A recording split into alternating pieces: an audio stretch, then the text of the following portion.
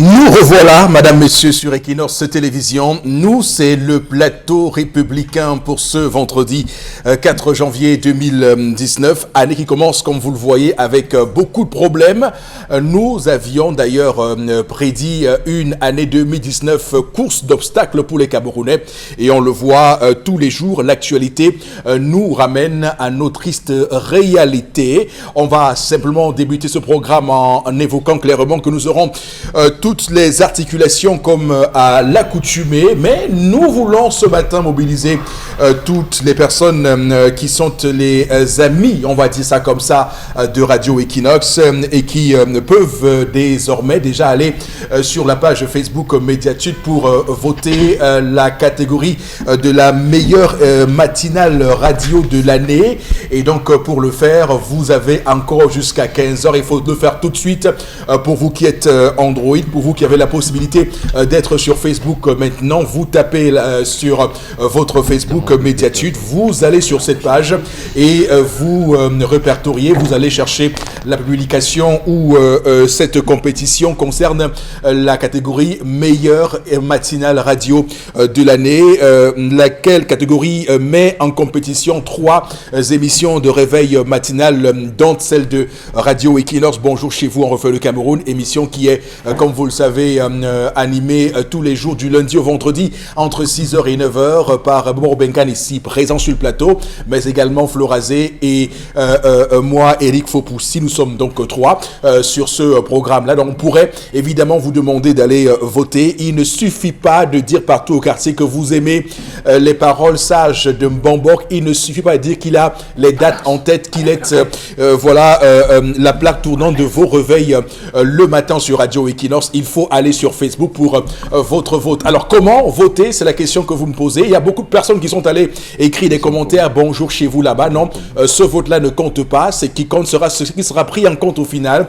Ce sera le fait d'avoir cliqué longuement avec votre doigt maintenu sur le bouton j'aime et d'avoir choisi l'émoticône ou l'emoji waouh. On vous l'a dit sur la publication de cette compétition. Chaque catégorie, chaque émission radio du matin de chaque radio a son emoji particulier. Vous verrez au-dessus de celui de Radio Equinox cet emoji jaune là de waouh, de surprise. Donc allez-y voter. Vous mettez votre doigt sur j'aime, vous maintenez le doigt et une fois que vous avez maintenu votre doigt, plusieurs emojis vous sont proposés. Il y a l'emoji j'adore, il y a l'emoji haha, il y a l'emoji waouh, il y a d'autres emojis tristes. Vous choisissez l'emoji waouh, c'est l'emoji qui correspond au vote que vous ferez, le vote qui compte pour votre émission. Bonjour chez vous, on refait le Cameroun sur Radio Equinox pour être la meilleure, on va dire, matinale radio de l'année. On rappelle que nous sommes en avance, mais il faut continuer à creuser l'écart pour montrer évidemment l'effectivité de l'amour que vous portez pour les analyses pertinentes et sages de Mbambok chaque matin à la radio sur Radio Equinox, mais également à la chaleur vocale de Florazé, ou même si vous considérez que votre humble serviteur que je suis, évidemment, et toutes les autres articulations, le sport, le journal de 7h et toutes les autres articulations qui se greffent à cette matinale radio. Bonjour chez vous de 6h à 9h, du lundi au vendredi sur Radio Equinox en compétition. Il faut aller tout de suite maintenant sur la page Facebook Médiatude et une fois que vous l'avez fait, vous pouvez également demander à vos proches de le faire évidemment et de leur montrer comment on vote, parce que le vrai souci c'est de savoir comment on vote et comment votre vote sera pris en compte. Donc c'est de pouvoir, comme je vous l'ai dit, appuyer sur j'aime, maintenir votre doigt et choisir l'emoji waouh. Donc vous verrez d'ailleurs lorsque vous aurez fini de voter, vous verrez à la place de j'aime, vous verrez waouh et c'est là où vous saurez que vous avez voté. Voilà, on va installer le panel ce matin sans plus attendre. D'abord vous, monsieur Mbatchou Chalamel, bonjour et bienvenue. Bonjour, monsieur Eric Fopoussi Negou. Bonjour à tous les téléspectateurs. Et un bonjour particulier à 2 personnes. Le ministre de la Santé, Mamafouda André, et le ministre de l'Eau et de l'Énergie, Gaston Elundu Essomba. Messieurs les ministres, nous sommes à 900 cas déclarés de choléra et à 58 morts. Déclaration officielle, mais de manière officieuse, c'est encore plus grave. N'y a-t-il pas lieu de prendre des mesures urgentes face à cette épidémie? Dans tous les cas, C'est hier, après 8 ans, que Mbanga a vu couler la première goutte d'eau. Après 8 ans. Pendant que Malangé attend depuis 5 ans. Mon Dieu. Sommes-nous sortis de l'auberge? Nous sommes loin d'ailleurs de sortir de l'auberge Charlamel Mbachou. Monsieur Mbachou, qu'on retrouve évidemment pour ses excellentes analyses et sa poigne, sa pugnacité au cœur de ce programme 10-12, le Zénith qui porte longuement la marque de Charlamel. On va évidemment dire bonjour ce matin à vous, Florazé. Bonjour Eric Fopoussi, bonjour à vous sur le plateau, bonjour à nos millions de téléspectateurs.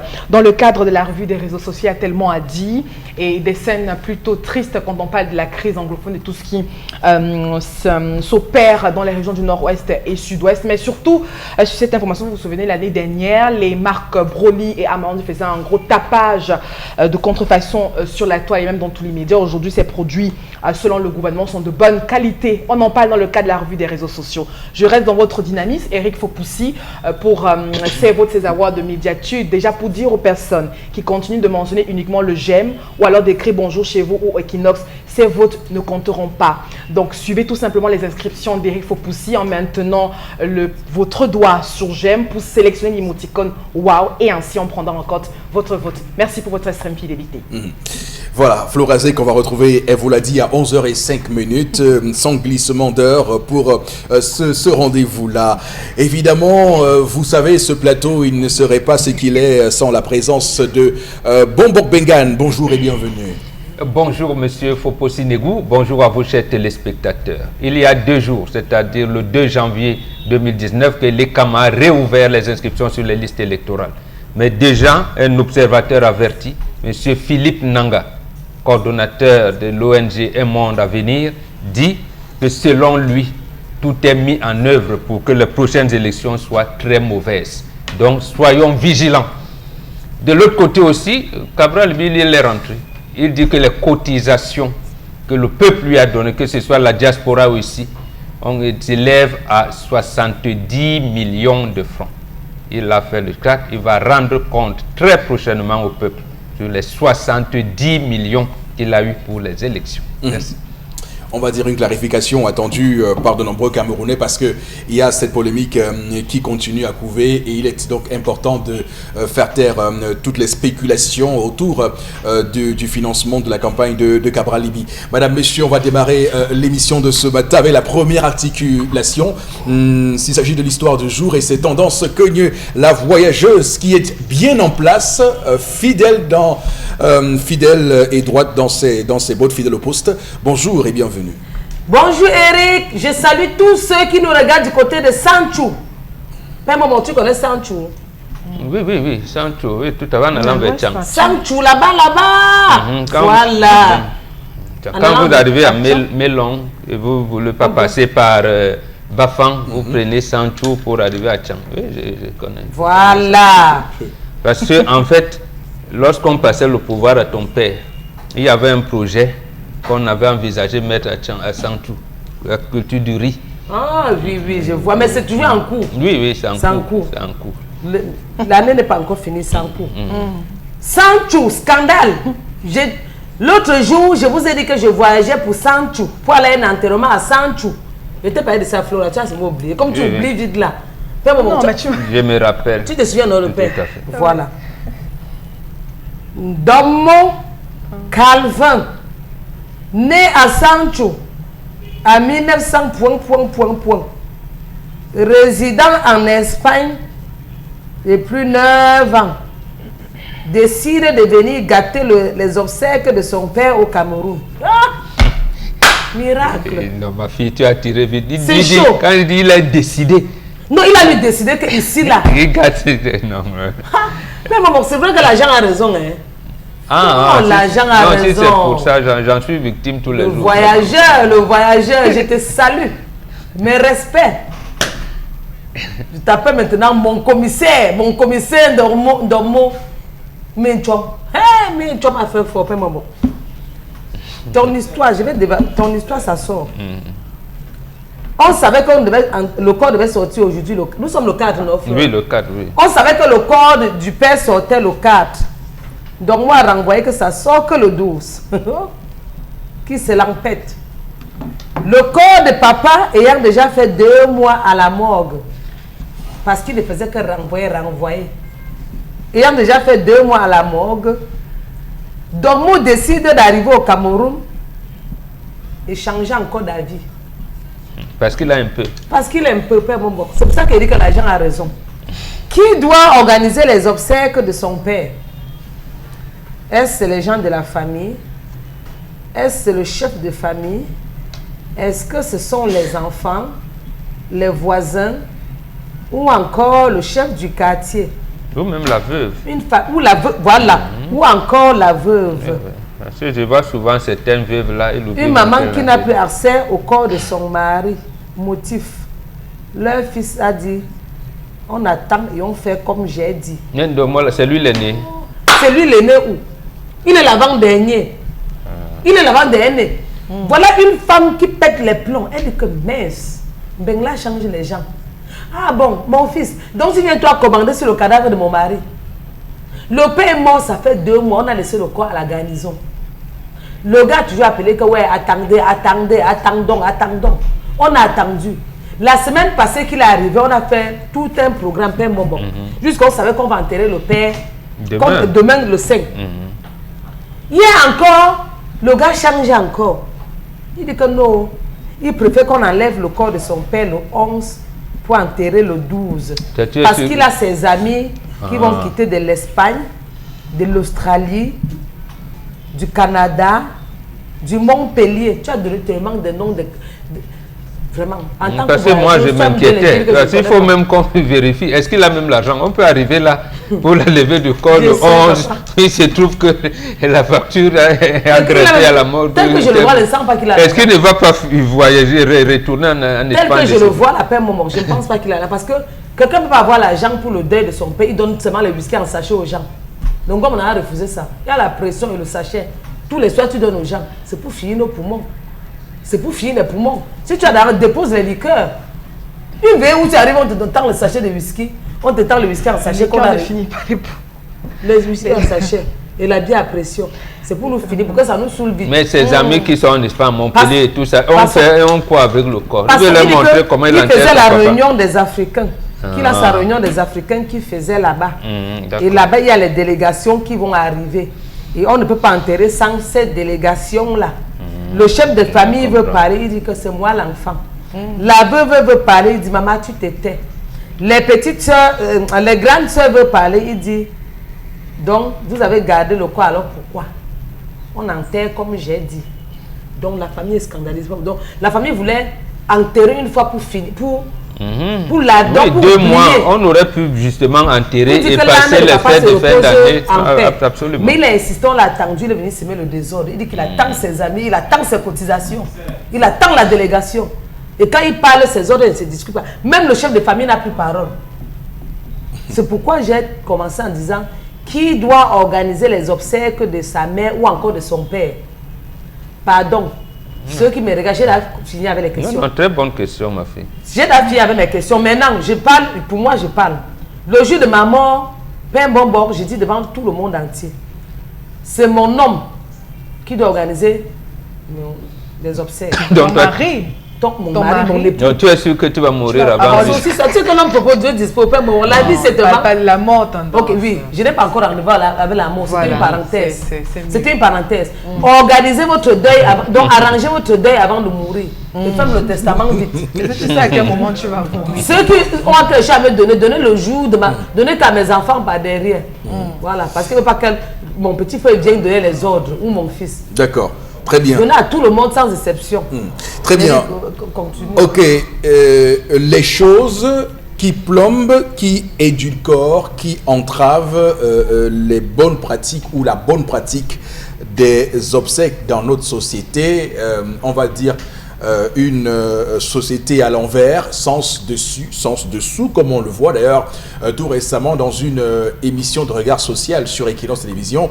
On recevait Ndoumbe le Morguier qui racontait les péripéties et tout ce qu'il a vécu lors de son long règne comme Morguier à la Kentini de Douala, et on sentait bien qu'il y avait des cadavres selon ses propos qui dérangeaient. Je paraphrase un tout petit peu, et on peut comprendre avec cela, on peut comprendre avec ses propos justement que des cadavres en soi à déranger, parce que il y a beaucoup de vivants qui font tout pour déranger eux aussi. Ça pourrait être une réponse, hein, ou bien un renvoi d'ascenseur, ou la réponse du berger à la bergère. On voit très bien qu'il y a un véritable malaise qui se met en place. Vous avez évoqué tendance au tout début de votre histoire, le cas de l'argent qui change les individus, l'argent qui change les hommes, le pouvoir de l'argent qui donne des ailes, comme qui dirait, et on voit très bien où ça nous mène désormais. Donc, il y a ici un problème de programme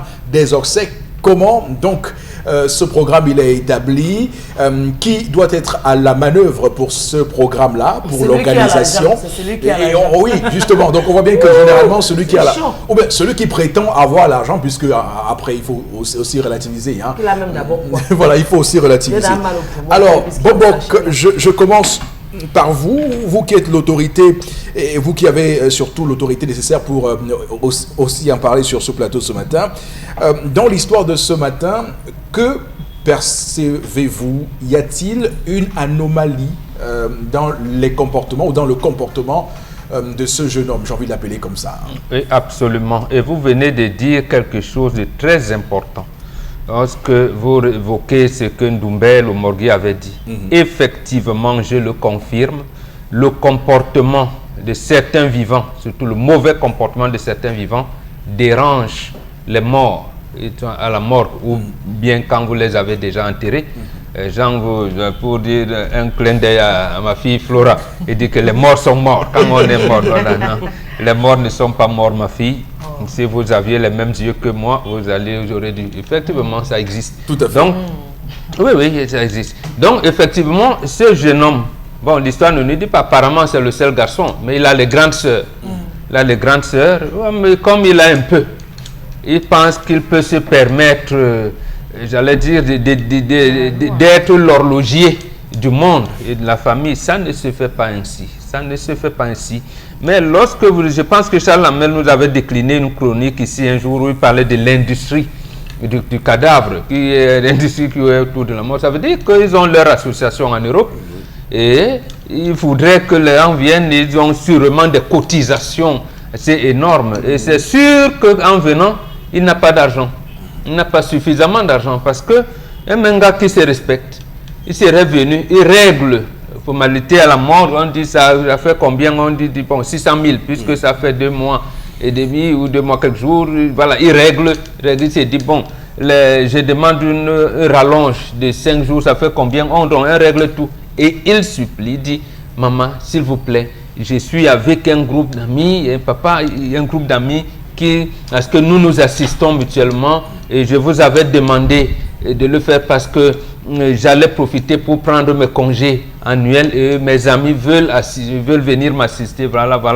Voilà un type de comportement qui aurait amené son papa, j'allais dire, permettez l'expression, à être gai là où il est. Voilà, dire que enfin mon fils a grandi. Mais il vient avec je ne sais pas, un air de suffisance de tout et ne perd rien du tout. Mais maintenant, revenons au sujet proprement dit. Qui organise les obsèques? La question est claire et la réponse doit être claire. C'est la famille qui organise les obsèques en fonction de la hiérarchisation de la famille. Donc, les enfants devraient savoir que quand papa n'est pas là demain, qui représente papa? Sûrement que leur maman sait. Est-ce que nous le disons, nous ne le cachons pas. Et dit, si je ne suis pas là demain, mon enfant, la femme, il sait sur qui on va compter. Donc, même si c'est quoi on dit, d'abord, même, bon, moi je ne vais pas aller à la morgue de toutes les manières. Donc, on sait, on annonce la deuil chez qui? Il y a la personne auprès de qui on annonce la deuil. Donc, c'est lui le responsable. C'est lui qui vient, il encadre la veuve et les enfants en leur disant non, voici la pratique. Et les autres familles, alors la veuve, les enfants, s'ils sont dans les réunions où apparemment il peut y avoir des cotisations avec certaines exigences, il les décline devant le chef de famille en leur disant oui, votre réunion trouvant des amis, des clans d'âge, bon, et la participation c'est généralement 100 000, on les reçoit comme ça, Absolument. de telle manière, Oui. vous déclinez tout. Je pense que s'ils ont eu 2 mois pour le faire et que le bonhomme, lui, il n'ait pas eu cette, j'allais dire, cette sagesse, cette humilité, cette modestie, venir te décliner parce que toute la famille l'attendait. Et en fait, il n'avait pas l'argent quand il allait il y a 9 ans en Espagne. Ça veut dire que c'est toute sa famille. À bien voir, vous allez vous rendre compte que ce sont ses sœurs aînées qui ont peut-être même payé ses études, qui ont favorisé son départ là-bas en Europe et tout. Donc aujourd'hui, au lieu de venir de manière modeste, ils se permettent les égaux, mais cet à enfant, fait. il risque d'être maudit. Ok. Au moment où les autres prennent la bénédiction, en début d'année, lui, il risque plutôt de prendre une malédiction. Une malédiction. Alors, Charles Hamel, l'histoire de ce matin est intéressante à plusieurs points, puisque de nombreuses personnes nous regardent en ce moment et sont confrontées au quotidien aux difficultés et même aux problèmes qui surviennent suite qui précèdent l'organisation de certains obsèques au Cameroun, et sont inquiètes ces personnes qui nous regardent de comment tout cela peut se faire. Mais vous dites quoi? Qu'est-ce qui généralement pose problème dans certaines organisations d'obsèques chez nous? L'argent. C'est l'argent. Je vous réponds. C'est l'argent, monsieur Eric Fopoussi. Parce qu'aujourd'hui, Le manque d'argent... les familles sont rivées Oui. et ne têtent la mamelle nourricière que de ceux qui ont de l'argent. N'est respecté dans une famille que celui qui a l'argent. Vous n'avez pas d'argent, vous ne valez rien. La preuve, regardez tous les titres qui accompagnent. Président, le père, le boss. Tonton. La tata. Ah, non, tonton, c'est dépassé, monsieur. bon? De tonton. C'est un jeune qui vient d'entrer à l'ENAM qu'on dit du tonton. quartier. Après un an, il change d'appellation. Les appellations, ça évolue, monsieur. On dit mon père. Oui. Oui, mon père, beau-père, donc tout ça, c'est des appellations. Monsieur, il faut pousser. La famille est hiérarchisée.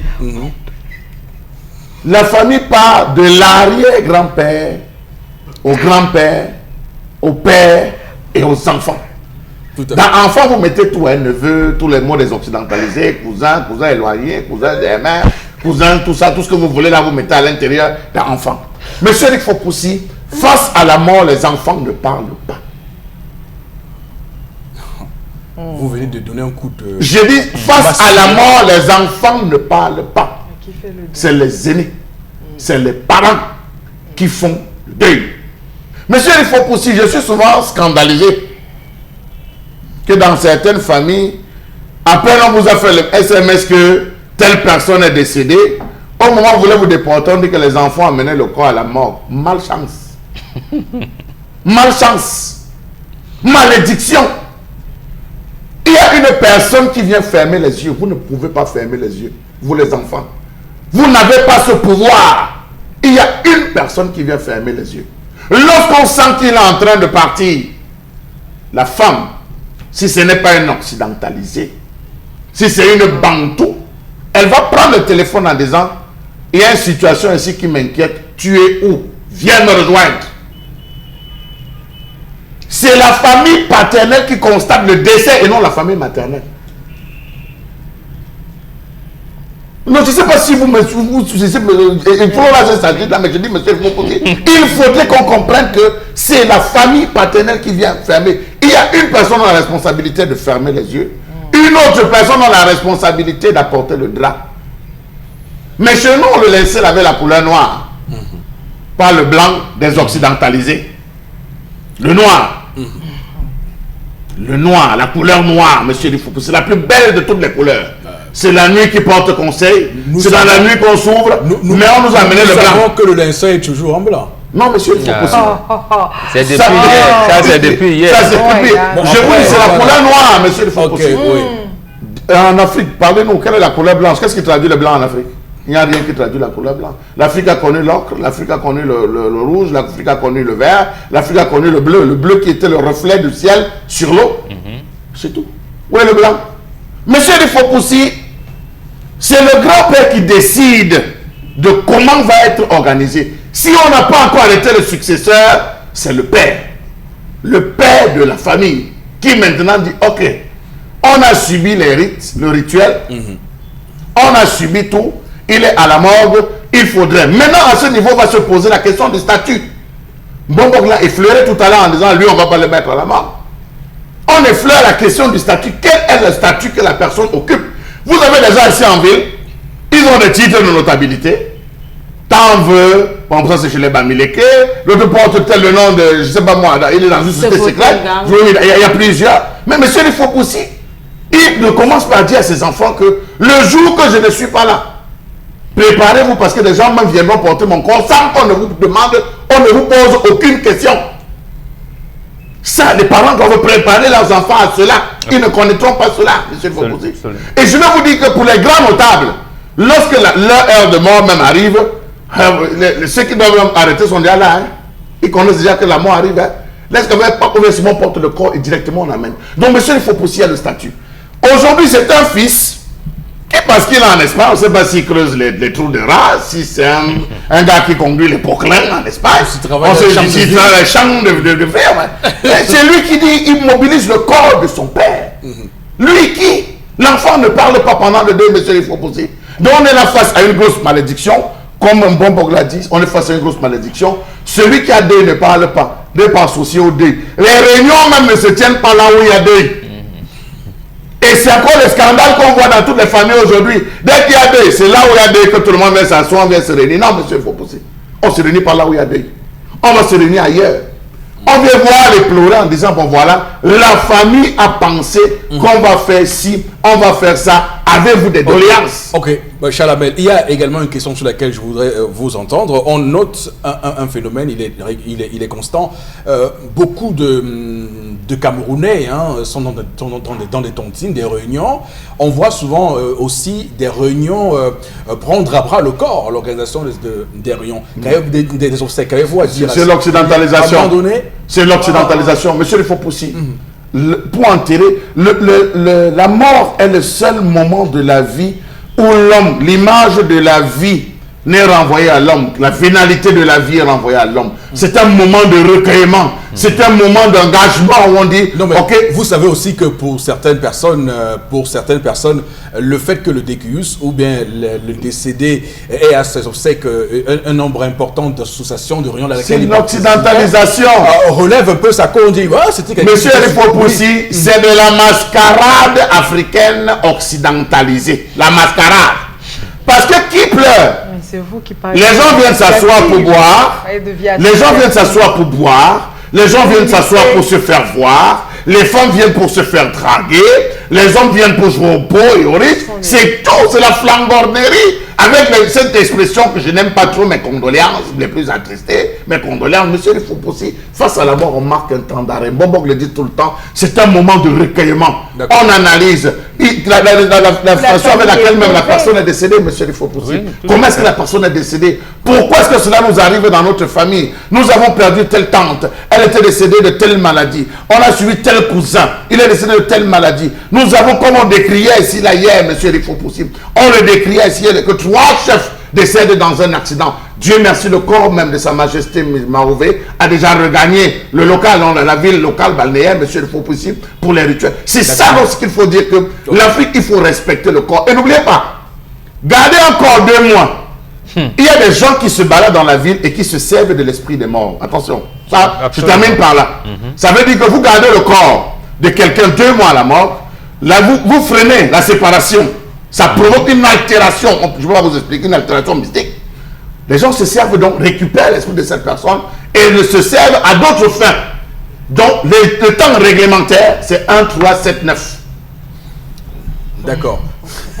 Chalamel, vous avez dit des choses et d'ailleurs, on entend. On entend ce que vous dites. C'est entendu.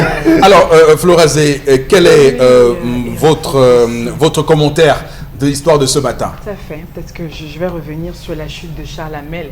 Les morts sont morts. Donc mais maintenant, je suis d'accord quand il dit que le statut du défunt compte, même pour l'organisation des obsèques. Vous savez, aujourd'hui, qu'on soit, je vais retourner le thème de Charles Hamel, qu'on soit dans une société occidentalisée ou traditionnelle, soyons honnêtes de dire que les familles ne sont plus unies aujourd'hui. Et que c'est c'est même nous-mêmes qui acclamons celui qui a de l'argent, qu'il soit le Benjamin de la famille, quand il a déjà un peu de sous, nous nous agenouillons devant lui. Soyons honnêtes de le dire. Peut-être dans vos familles, pas dans la mienne. Non, je dis que... Dans vos familles, pas dans la mienne.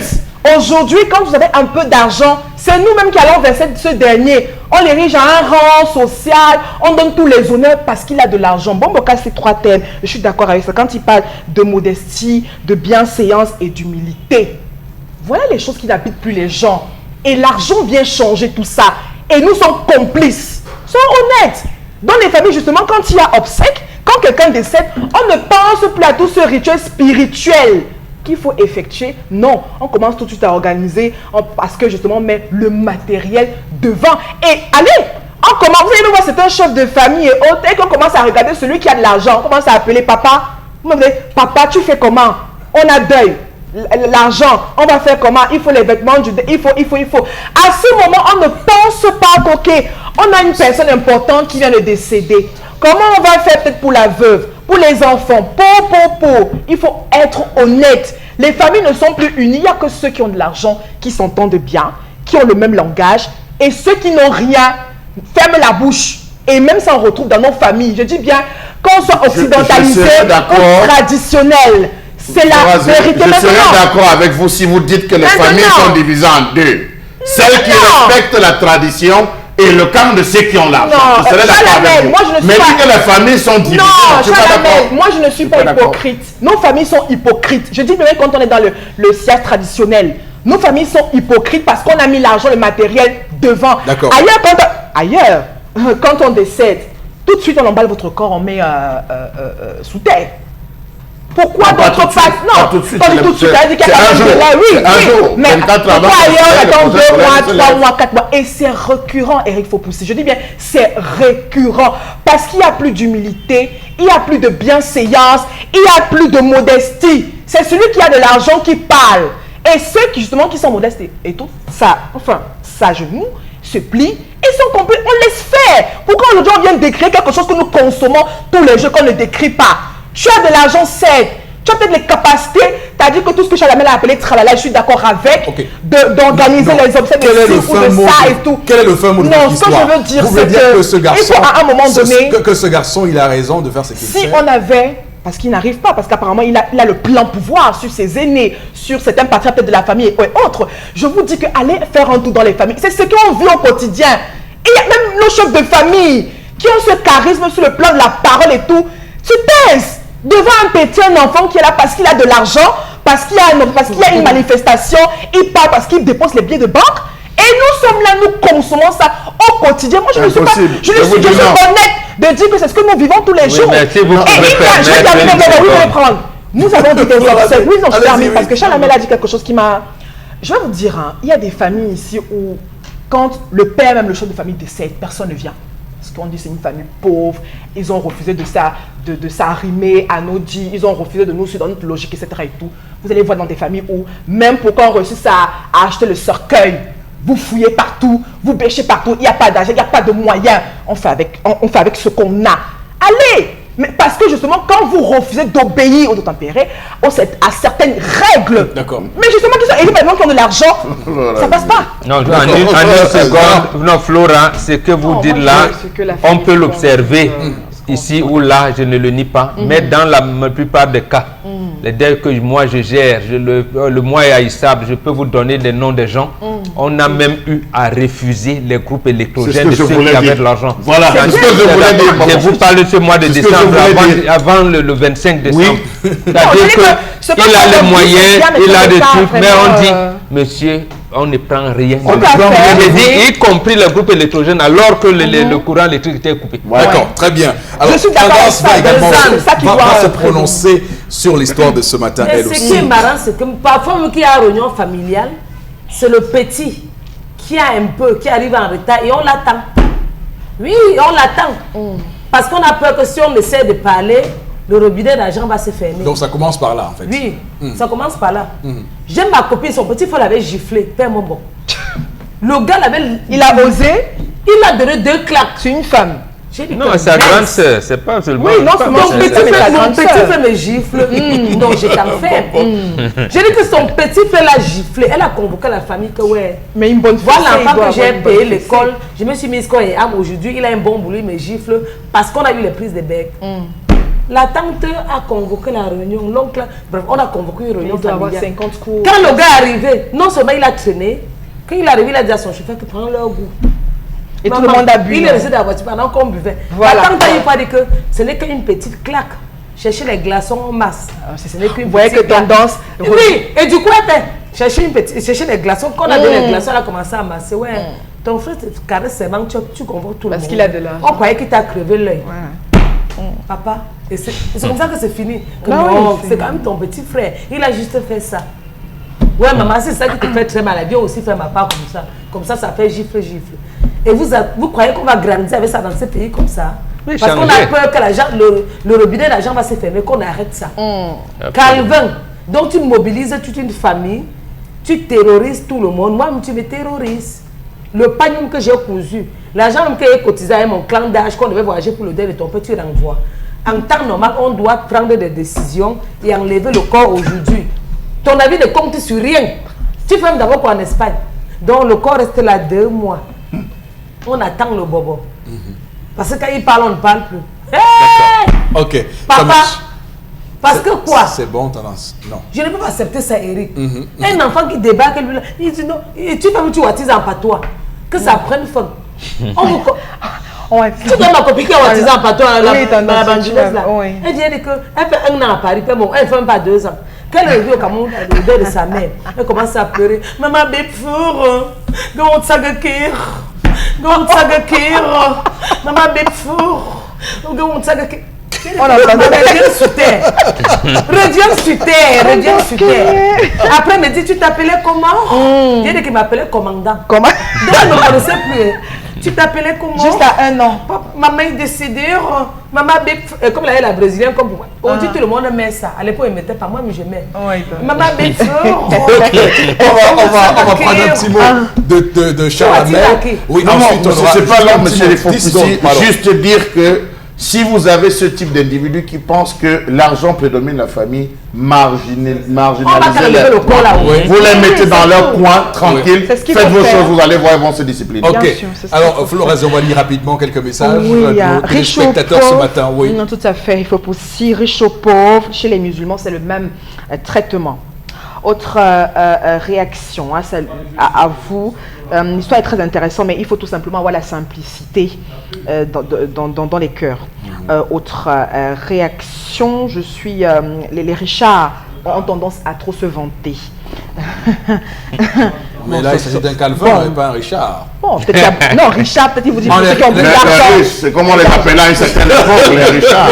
Ça, c'est vrai. Oui, les Richards. Oui, ça la responsabilité de... Désolé. Oh, ouais, je suis bête, mon Dieu. Hein? La responsabilité du constat du décès revient à la famille maternelle. C'est pas la famille maternelle. Dans quel monde? Voilà. Dans quel monde? Dans quel monde? Famille maternelle. Voilà, allez-y rapidement, Florence. D'accord. Oui. Autre réaction ce matin, les enfants ne parlent pas. Nous dit Benoît qui réagit à Bafoussam ce matin. Une autre réaction, je ne me trouve pas dans la procédure pour cette... La procédure de vote. De vote. Oui, vous rappelez tout de suite rapidement. Oui, il faut aller sur Médiatude, aller sur la page Médiatude. Facebook, naturellement. La matinale de l'année, Equinox, bonjour chez vous, est nominée. Donc, appuyez tout simplement, maintenez votre pouce sur j'aime. Vous allez voir plusieurs émoticônes, validez l'émoticône wow, c'est-à-dire une tête jaune, les yeux et la bouche ouverte de couleur noire. Wow, tout simplement. D'accord, alors, il faut... vous dites matinale, c'est la matinale radio. Oui, radio de la matinale télé à Equinox. Donc, matinale radio, il faut préciser. Oui. Matinale radio sur Radio Equinox. Donc, bonjour chez vous, on refait le Cameroun. Merci, Florazé, pour cela. On va demander également à ceux qui n'ont pas encore voté d'aller voter. Voici la suite du 10-12 le Zénith. À tout de suite.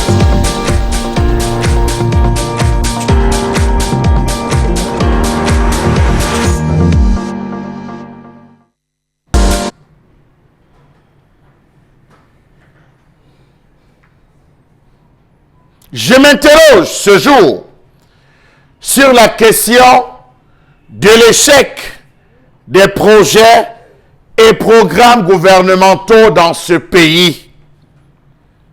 Le Cameroun compte plus de 500 projets, tant dans les secteurs de l'agriculture que dans les secteurs jeunes.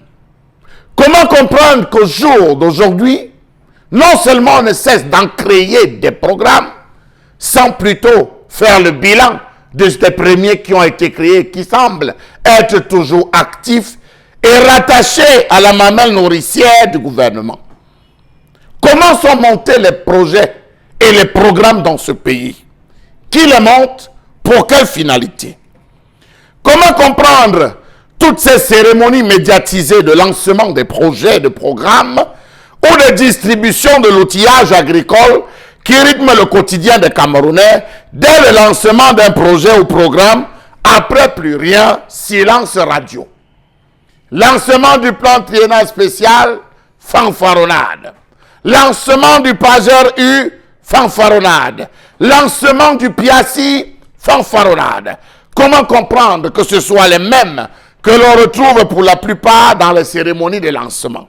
Lundi avec X, mercredi au premier loge chez Y, sachant qu'on a rendez-vous vendredi avec des conseillers de service civique. Le temps de se reposer le week-end et de se lever tôt l'autre lundi pour accompagner les membres de son groupe d'initiative commune à recevoir le soutien de X ou Y ONG. Comment comprendre que certains programmes qui à l'origine n'ont rien à voir avec la gente juvénile se soient fabriqués subrepticement des composantes jeunes? Comment comprendre qu'à ce jour, tous les ministères se positionnent comme promoteurs de l'emploi jeune?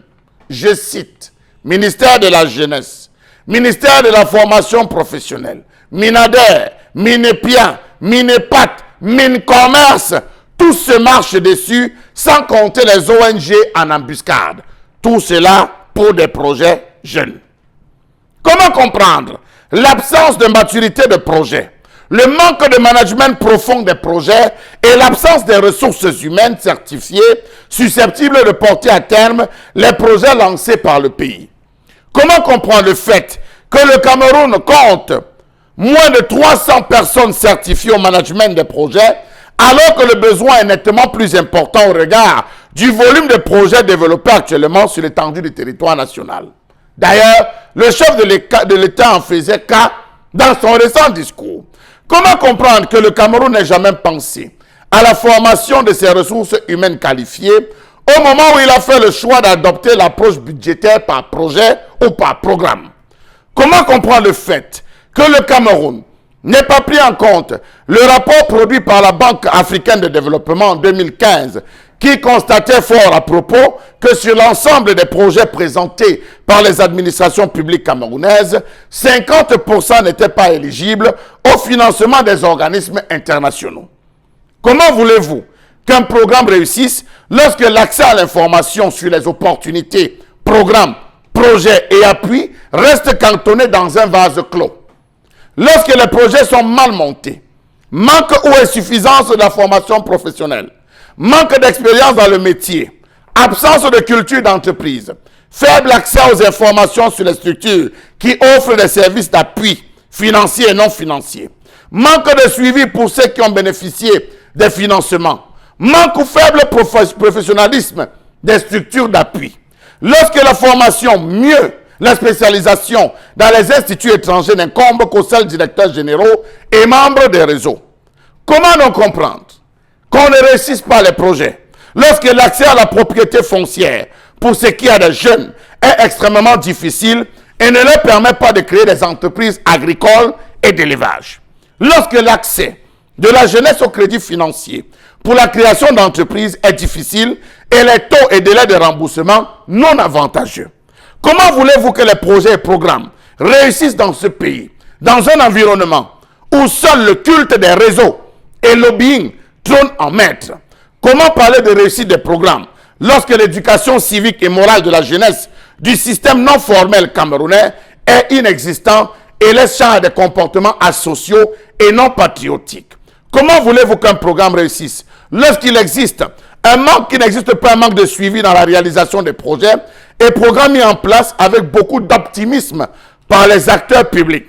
Non-adhésion des principaux acteurs, non-compréhension par les différentes parties prenantes de ce qui est attendu, mauvaise formalisation des livrables de la part des différentes parties concernées, manque d'informations sur les modalités de réalisation opérationnelle du projet, mauvaise prise en compte de l'inertie des structures, ignorance des problèmes qui se posent et les moyens de résolution, ne pas prendre le temps de former les personnes concernées. Voilà autant de goulots d'étranglement qui font en sorte qu'aujourd'hui, on ne peut parler avec assurance du PAGRU, du PIC, du PIFMA, du FONIGE, du PAIJA. Autant de programmes qui ont été mis, je vous dis 500 projets sont en cours. Le ministère de l'Agriculture en a diminué 45. Nous aurons le temps de revenir là-dessus, M. Rifopoussi. Mais nous sommes dans l'abîme, M. Rifopoussi. Trop de projets, de sous-projets, de programmes, de sous-programmes, avec à la tête des personnes qui pilotent et surtout des salaires faramineux. Des coordonnateurs nationaux de ces programmes-là. Alors, la situation que vous développez a été au cœur du débat également dans un pays comme la France, où les gens estimaient que dans ce pays-là, il y a beaucoup trop d'agences nationales. Là-bas, on faisait, comme au Cameroun, on créait des agences qui étaient comme un peu des doublons de ministères ou d'administration. Au Cameroun, il y a, comme vous l'avez relevé ce matin, des programmes pour tout et rien. Donc, c'est ça le problème.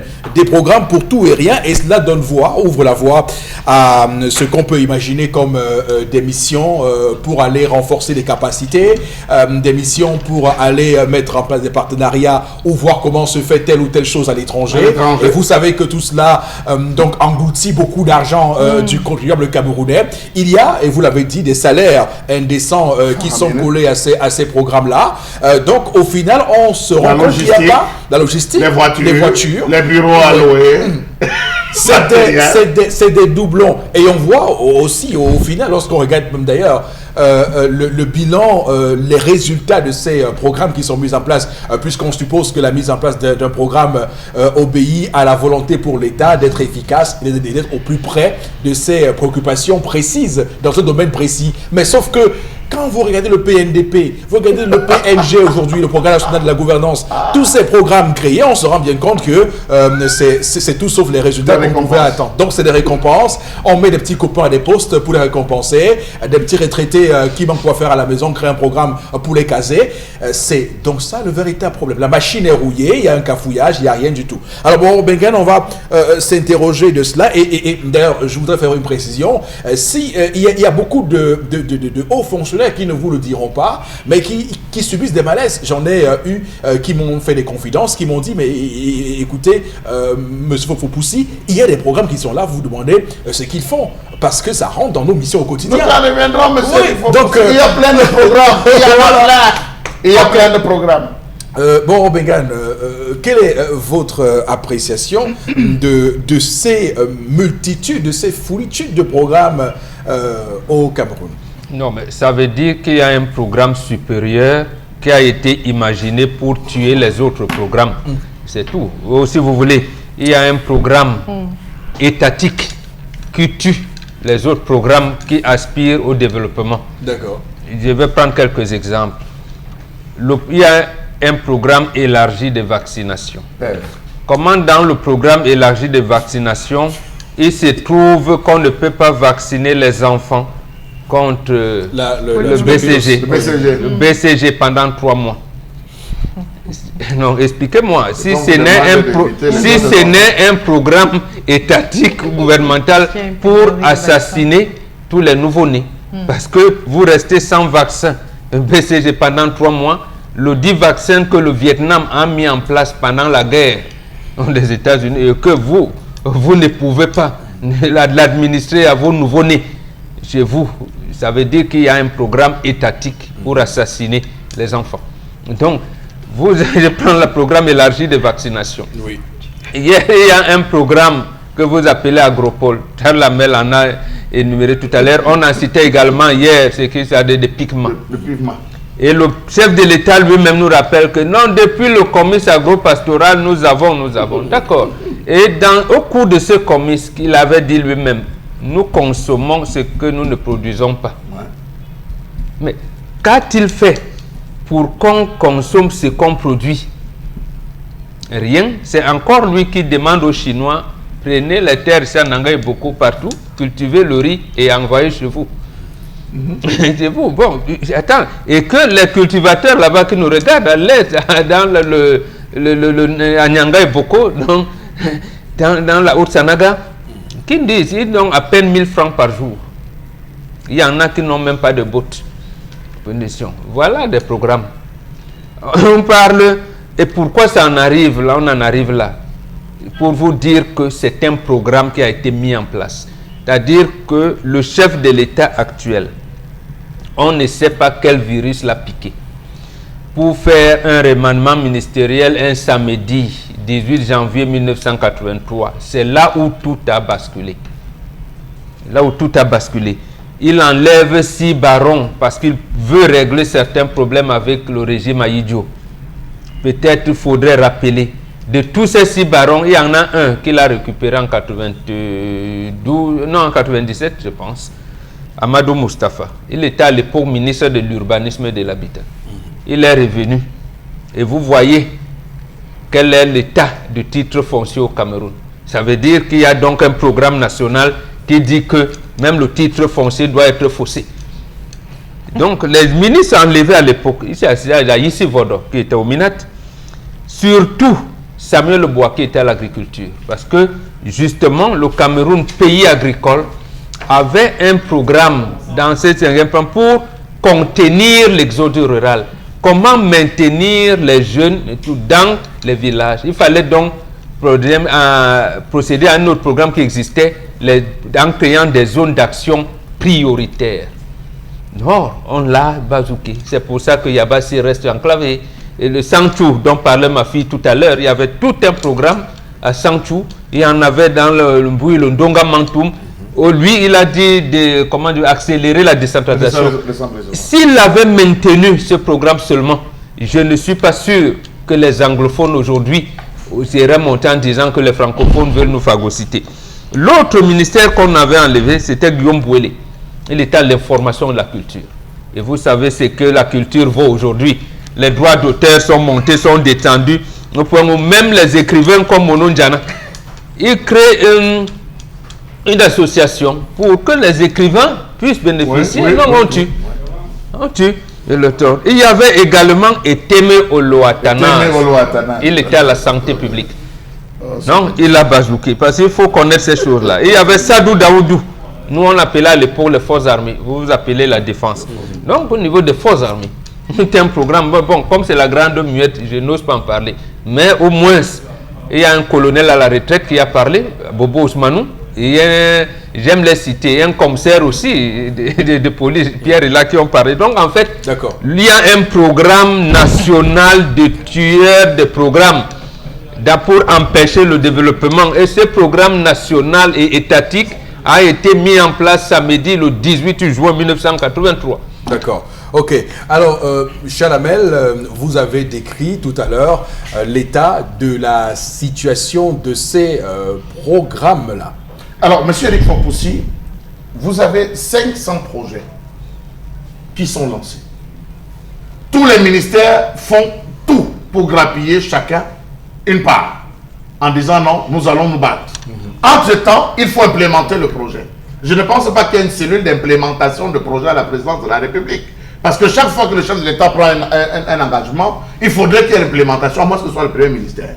Mais du moment que le premier ministère s'engage, je vous prends un exemple très simple, le plan triennal spécial.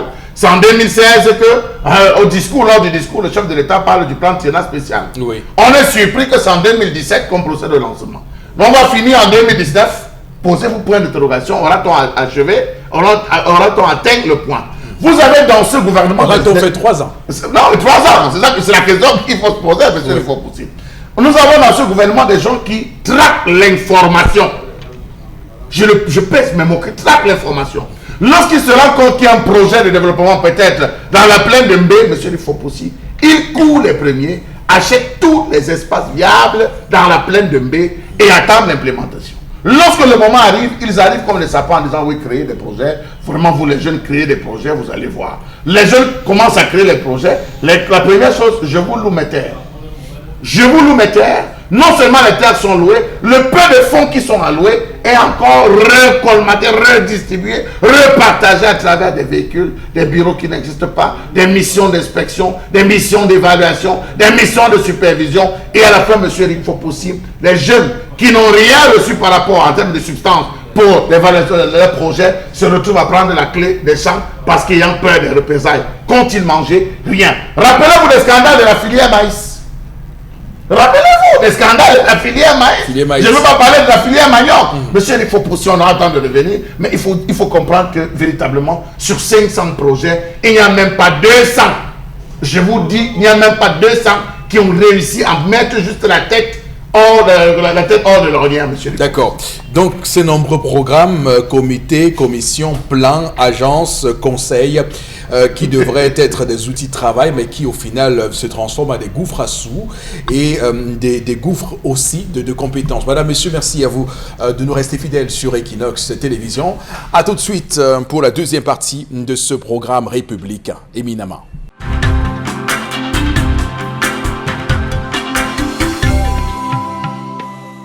Retour sur ce plateau, Madame, Monsieur, pour la deuxième partie de cette émission Plateau républicain 10-12 le Zénith de ce vendredi 4 janvier 2019.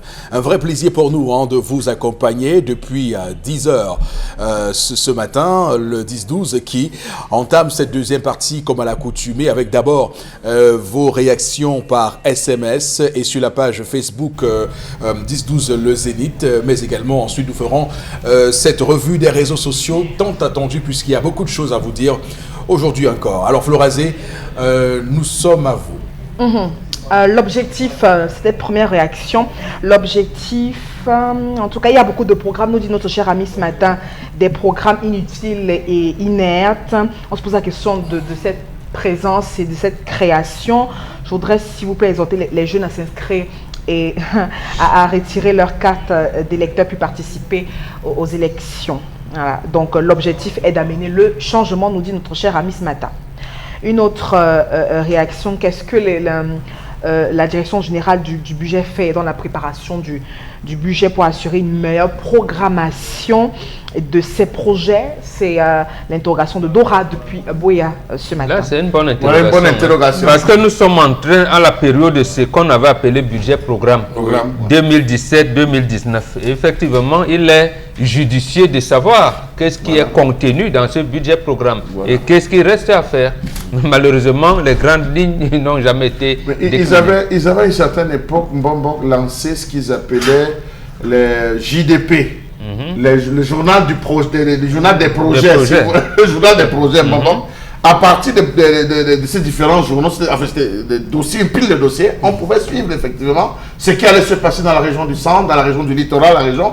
Et puis après, on nous a parlé des projets, le journal des projets 2018. Vous allez regarder, il y a véritablement ce qui est dit à l'intérieur. Est-ce que vous voyez sur le terrain, c'est deux choses différentes. On se demande, est-ce que ce n'est pas juste un remplissage pour plaire à tout le monde? Une autre réaction par rapport à l'histoire du jour.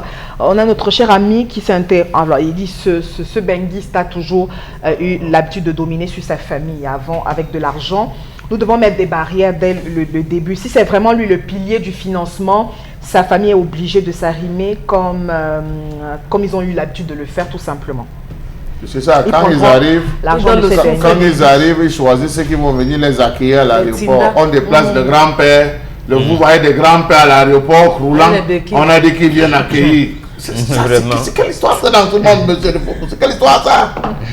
Le fils qui doit venir vers le père. L'infantilisation. Vous allez voir des parents, ils ne tiennent pas debout. Le père fait quoi ici? Il est venu accueillir.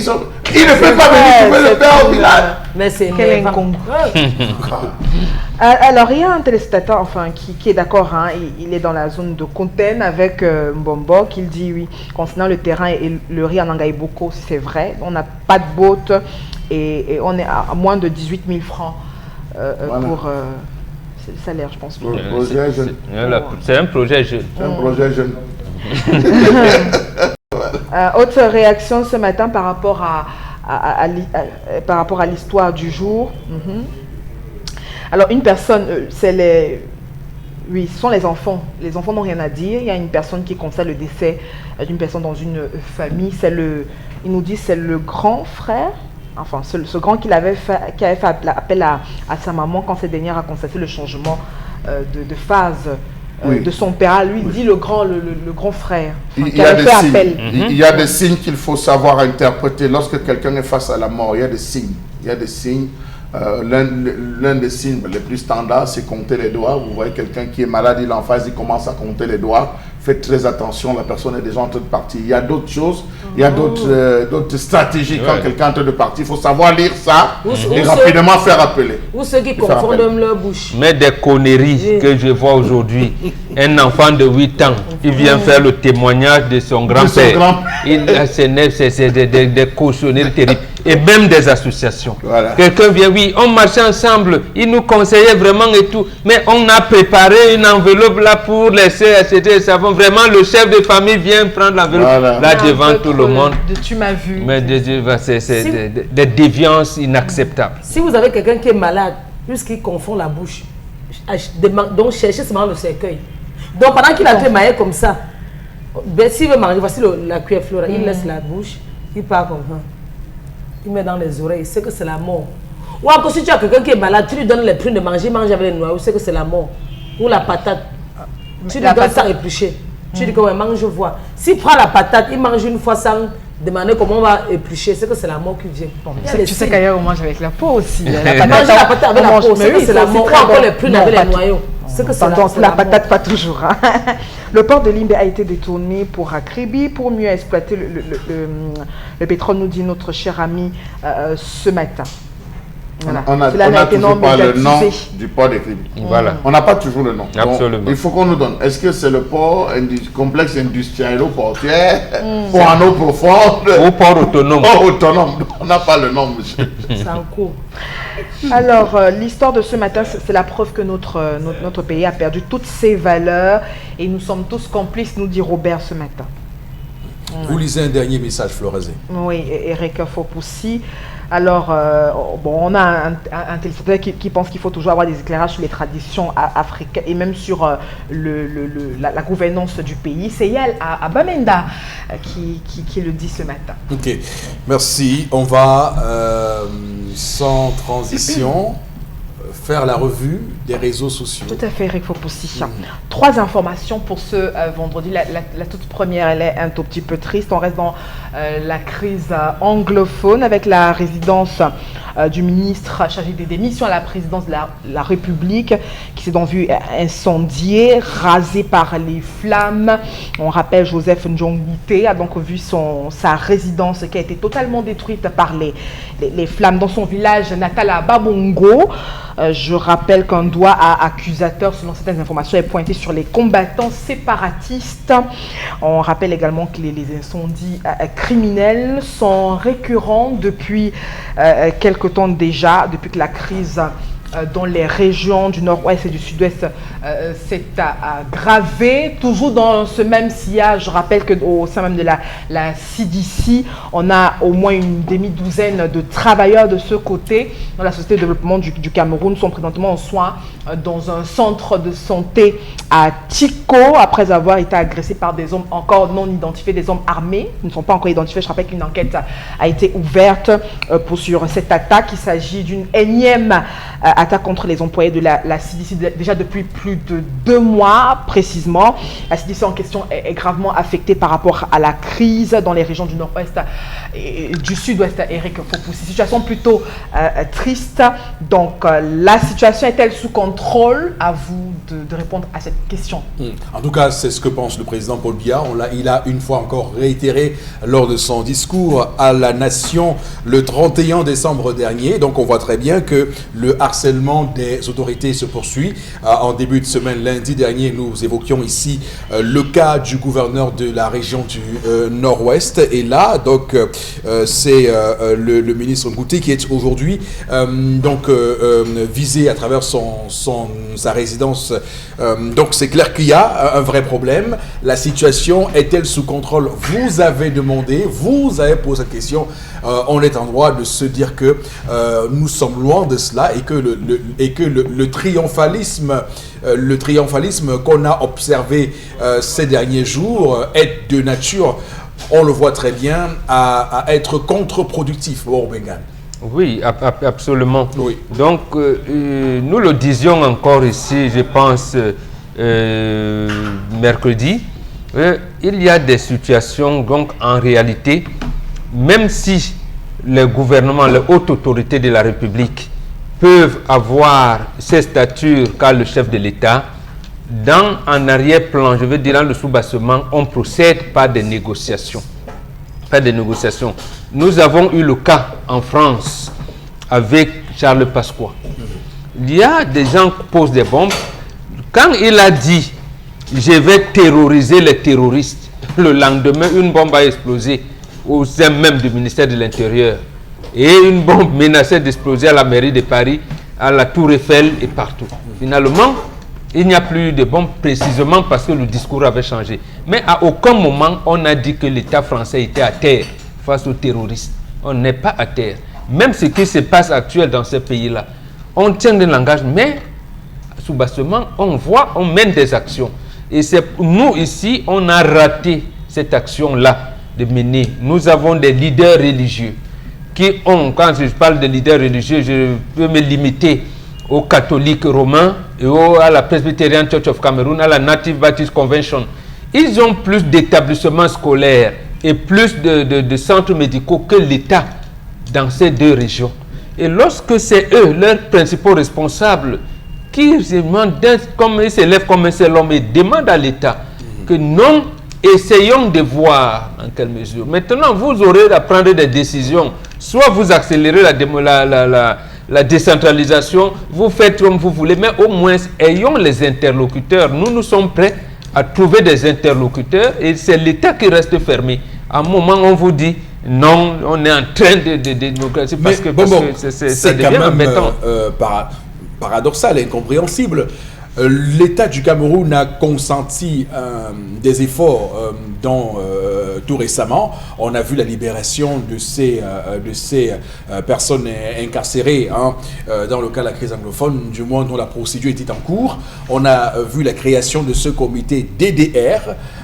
On a aussi vu ce qu'a fait le ministre Paul Atangandji en descendant à Bangoura. On a vu des efforts qui étaient faits pour trouver une solution à cette crise. Et le président Paul Biya, qui a, lors de son discours d'investiture le 6 novembre dernier, lancé cet appel à ces entrepreneurs de la guerre, comme lui-même il les appelle, de déposer les armes. Il a encore réitéré le 31 décembre dernier.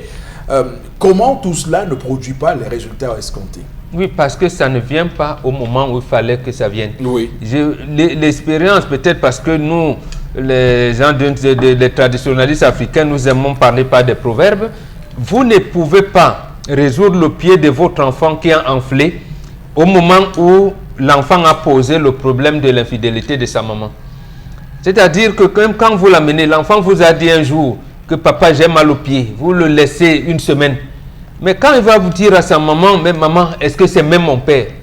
Et que sa maman ne lui apporte pas une réponse appropriée. L'enfant vient dire à son père le soir, tu n'es même pas mon père, laisse-moi, tu n'allais pas me laisser mourir. Et ça va réveiller, j'allais dire, un conflit au sein du ménage. Et le pied de l'enfant va enfler. Là où il fallait peut-être masser avec le Simon Nobusi de 100 francs, il va falloir faire une chirurgie. Et là, la chirurgie, ce sera peut-être 100 000 francs à mobiliser. Vous l'amenez en chirurgie, vous allez prendre, je ne sais pas quel grand chirurgien du Cameroun et tout. Oui, mais ça a déjà posé le problème ici, entre le monsieur qui dit à son épouse que non. Quand ton enfant m'a dit que, ça veut dire que vous faites ceci. Donc, ça ne résout pas le problème.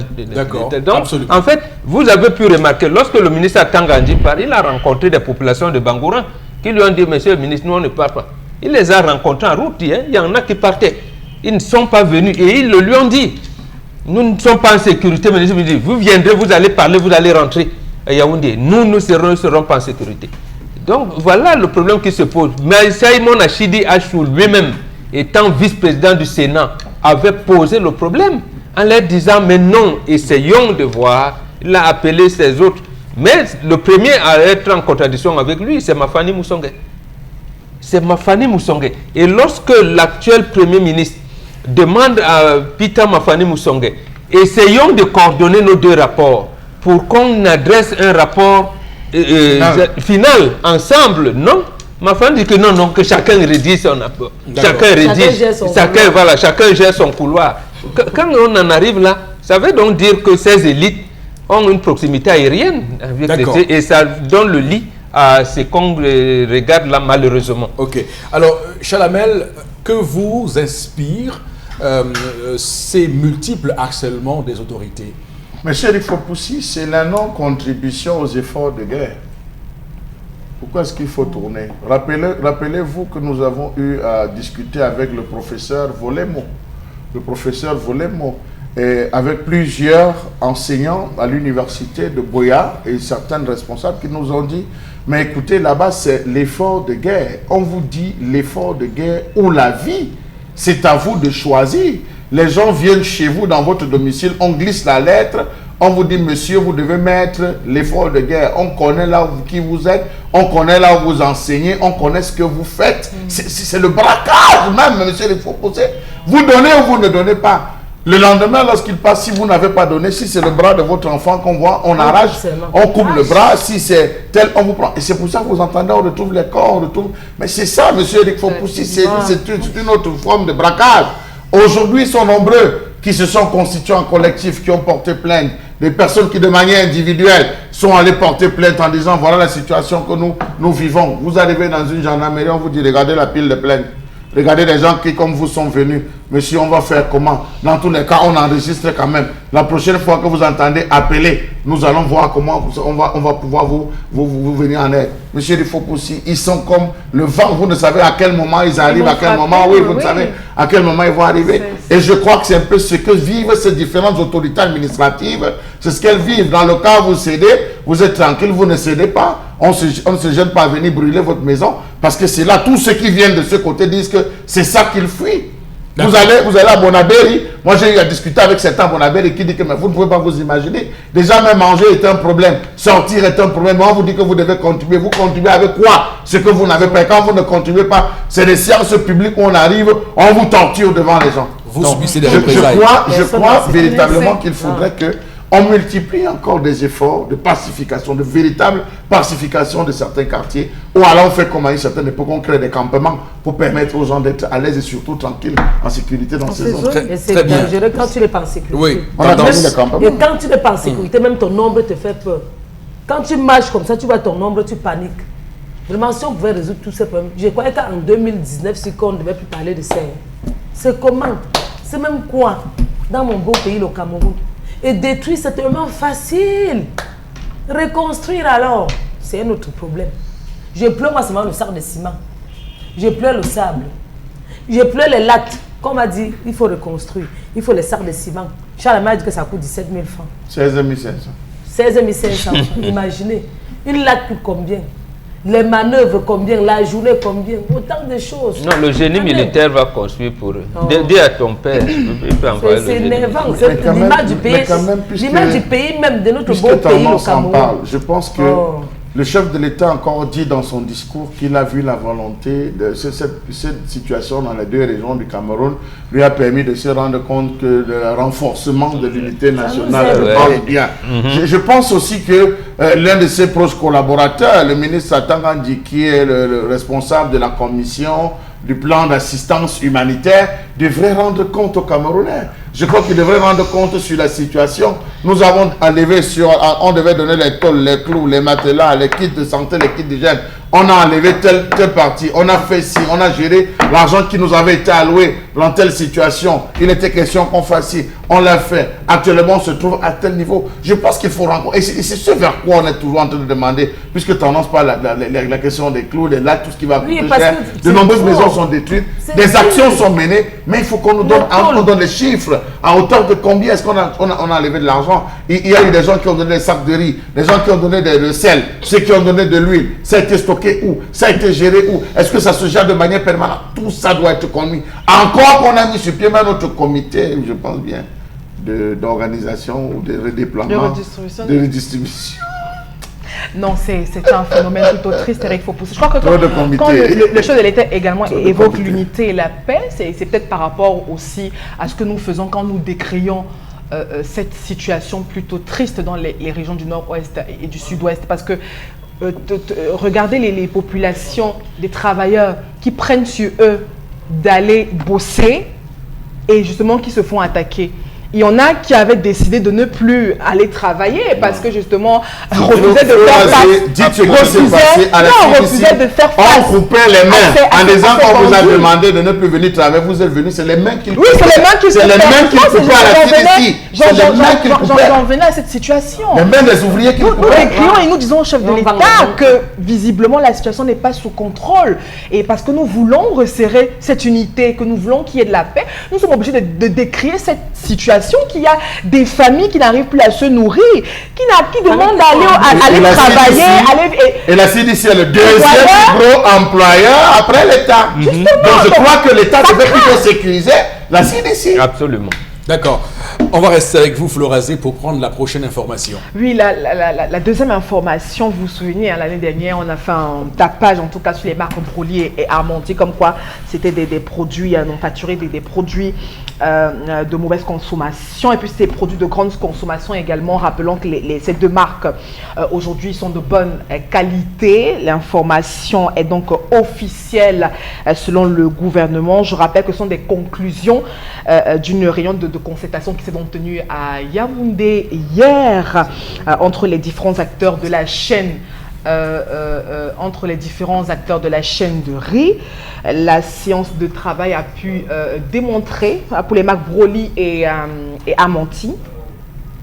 La société AFD également a respecté toute la chaîne de conformité. Ça, c'était au sein même de cette réunion de concertation qu'on a donc pu mettre sur plateau ces éléments qui font donc de Broly, en fait les marques Broly et Armenti, puisqu'on parle de riz, des produits de bonne qualité.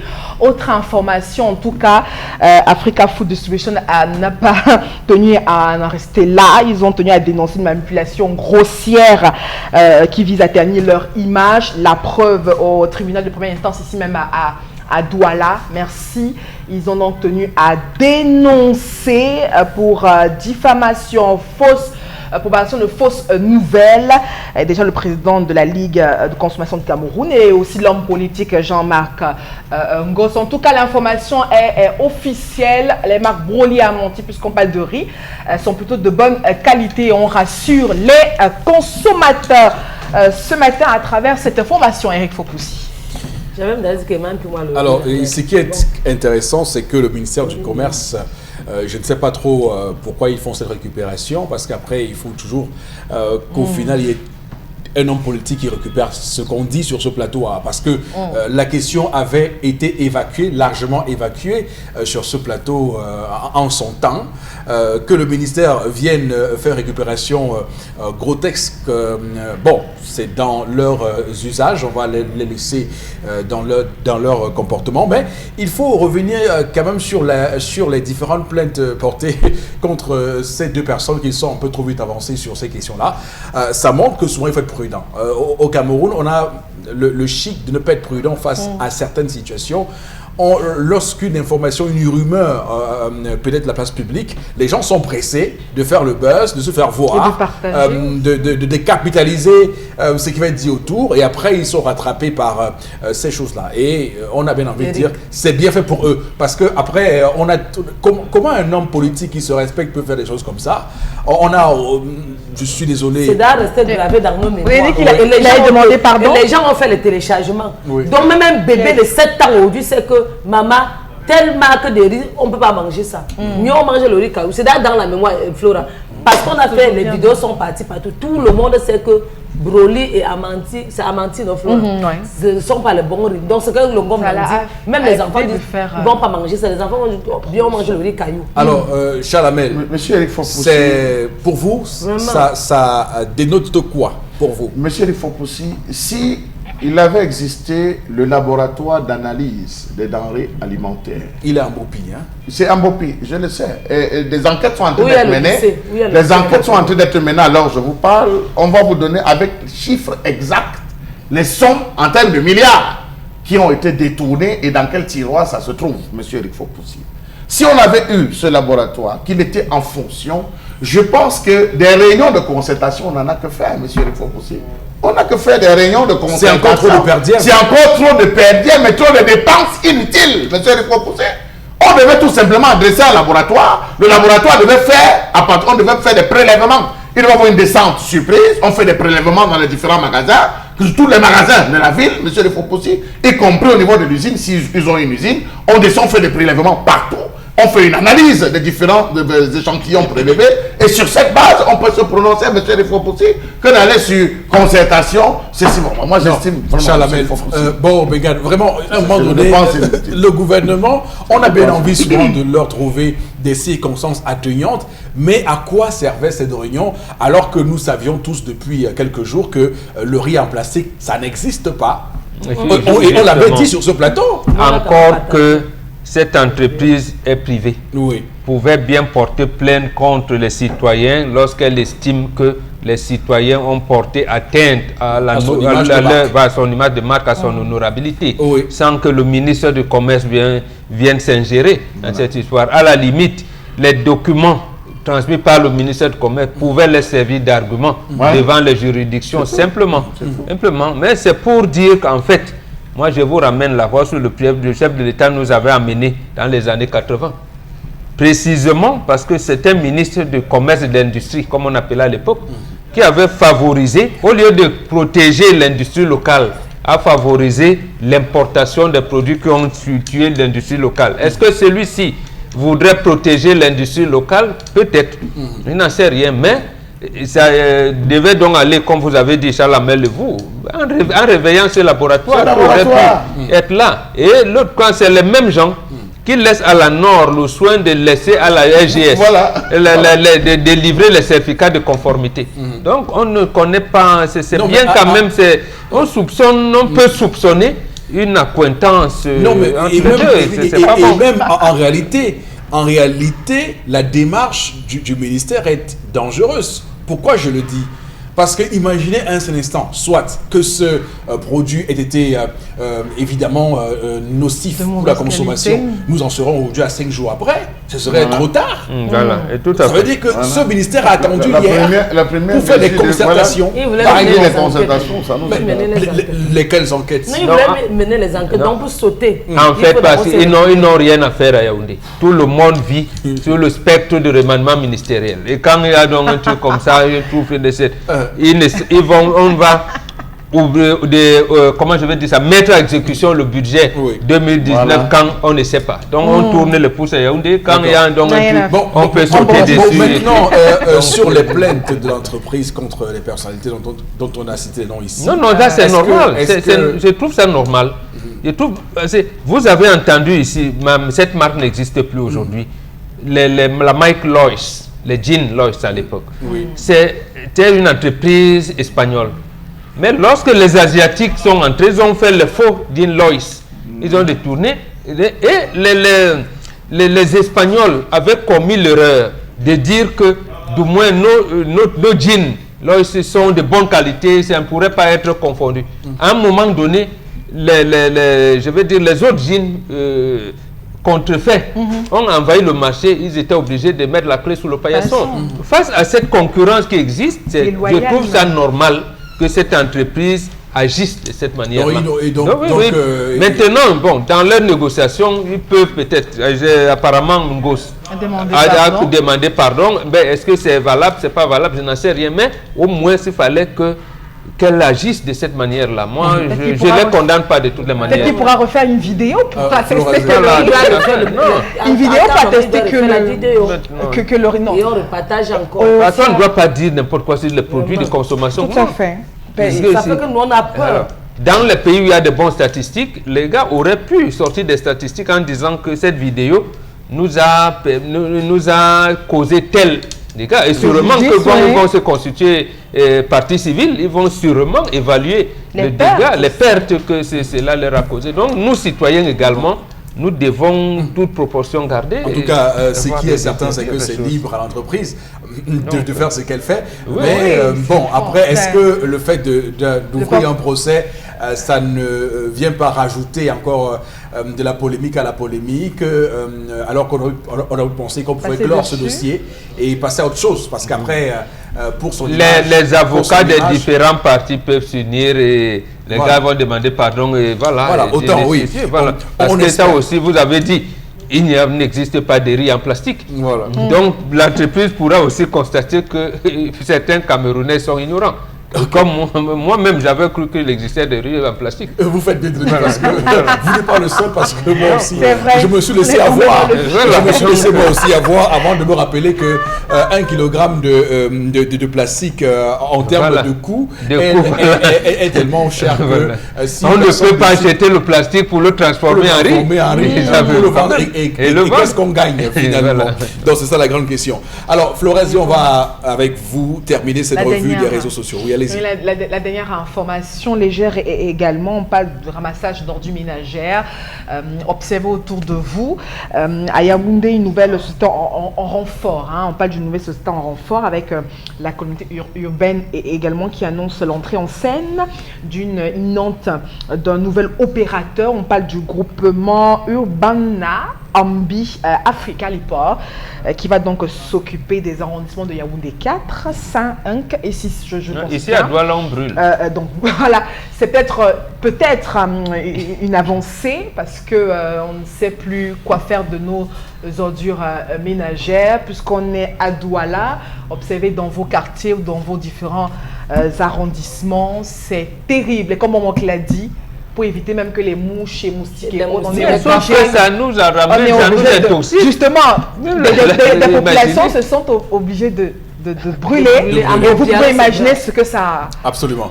Que ça fait en retour. Qu'est-ce qu'on fait? Est-ce que c'est une bonne initiative? D'accord. À Yaoundé, en tout cas, on va. D'abord, Isakam, qui était jusqu'ici l'entreprise qui assurait le monopole du ramassage des ordures ménagères, a donc à Yaoundé désormais ce concurrent-là. Je trouve que c'est un peu compliqué, ce groupement de trois entités, donc Urbana, Lifor et Ambi Africa. C'est quand même très compliqué à retenir. Du coup, nous étions habitués à... C'est fait exprès. C'est quand vous allez commencer, vous allez voir que les gars ne font pas le travail, le temps de prononcer ça. Vous avez... mais sauf que, bon, Bengan, on l'a dit ici, lorsque l'appel d'offres avait été lancé, que ce n'était pas là le problème. Ce n'était pas le nombre d'entreprises qui posait problème. C'est que Isakam se plaignait de ce que... ces ardoirs ne sont pas payés. Une dette de l'État lui doit environ 50 milliards de francs. Donnez-lui son argent. Et on verra s'il n'est pas en mesure de ramasser les ordures. Mais vous ne pouvez pas assécher l'entreprise et lui demander de faire ce qu'elle aurait dû faire. Elle ne peut pas. Alors, et les gars qui ramassent les ordures, là, j'ai pitié d'eux. Parfois à 2 h du matin, tu vois comment les gars sont là, ils se battent. Ils se mettent corps et âme pour nourrir leur famille. Et à la fin du mois... Mais souvent, vous voyez, ils sont seulement deux dans un... Pour une pile. Non, mais attendez, qui peut quand même... Attendez, soyons honnêtes, deux pour une pile d'ordures, à un moment donné, ça devient comme une sorte d'insulte. Et à la fin du mois, même, ils n'ont rien. Okay. C'est dur de travailler sans avoir rien à la fin du mois. Alors, Charles, est-ce que ce groupement, puisqu'on l'appelle comme ça, c'est un groupement de 3 entités, est-ce que ce groupement-là sera à l'abri des mésaventures de Isakam? Est-ce que, on peut supposer que le gouvernement a estimé qu'ils avaient de l'argent et qu'ils pouvaient préfinancer les activités avant d'être remboursés par après, et on peut imaginer que c'est ça qui a gouverné le choix de cette concurrence faite à Isakam. Monsieur Eric Fopoussi, pour souvenance de l'entreprise Air Leasing, de tous les choux gras qui avaient été posés. J'ai envie de poser la question qui est derrière. Voilà, qui est derrière? Voilà la première question que je pose. Oui. Ou quels sont ceux qui sont derrière? Qui sont derrière.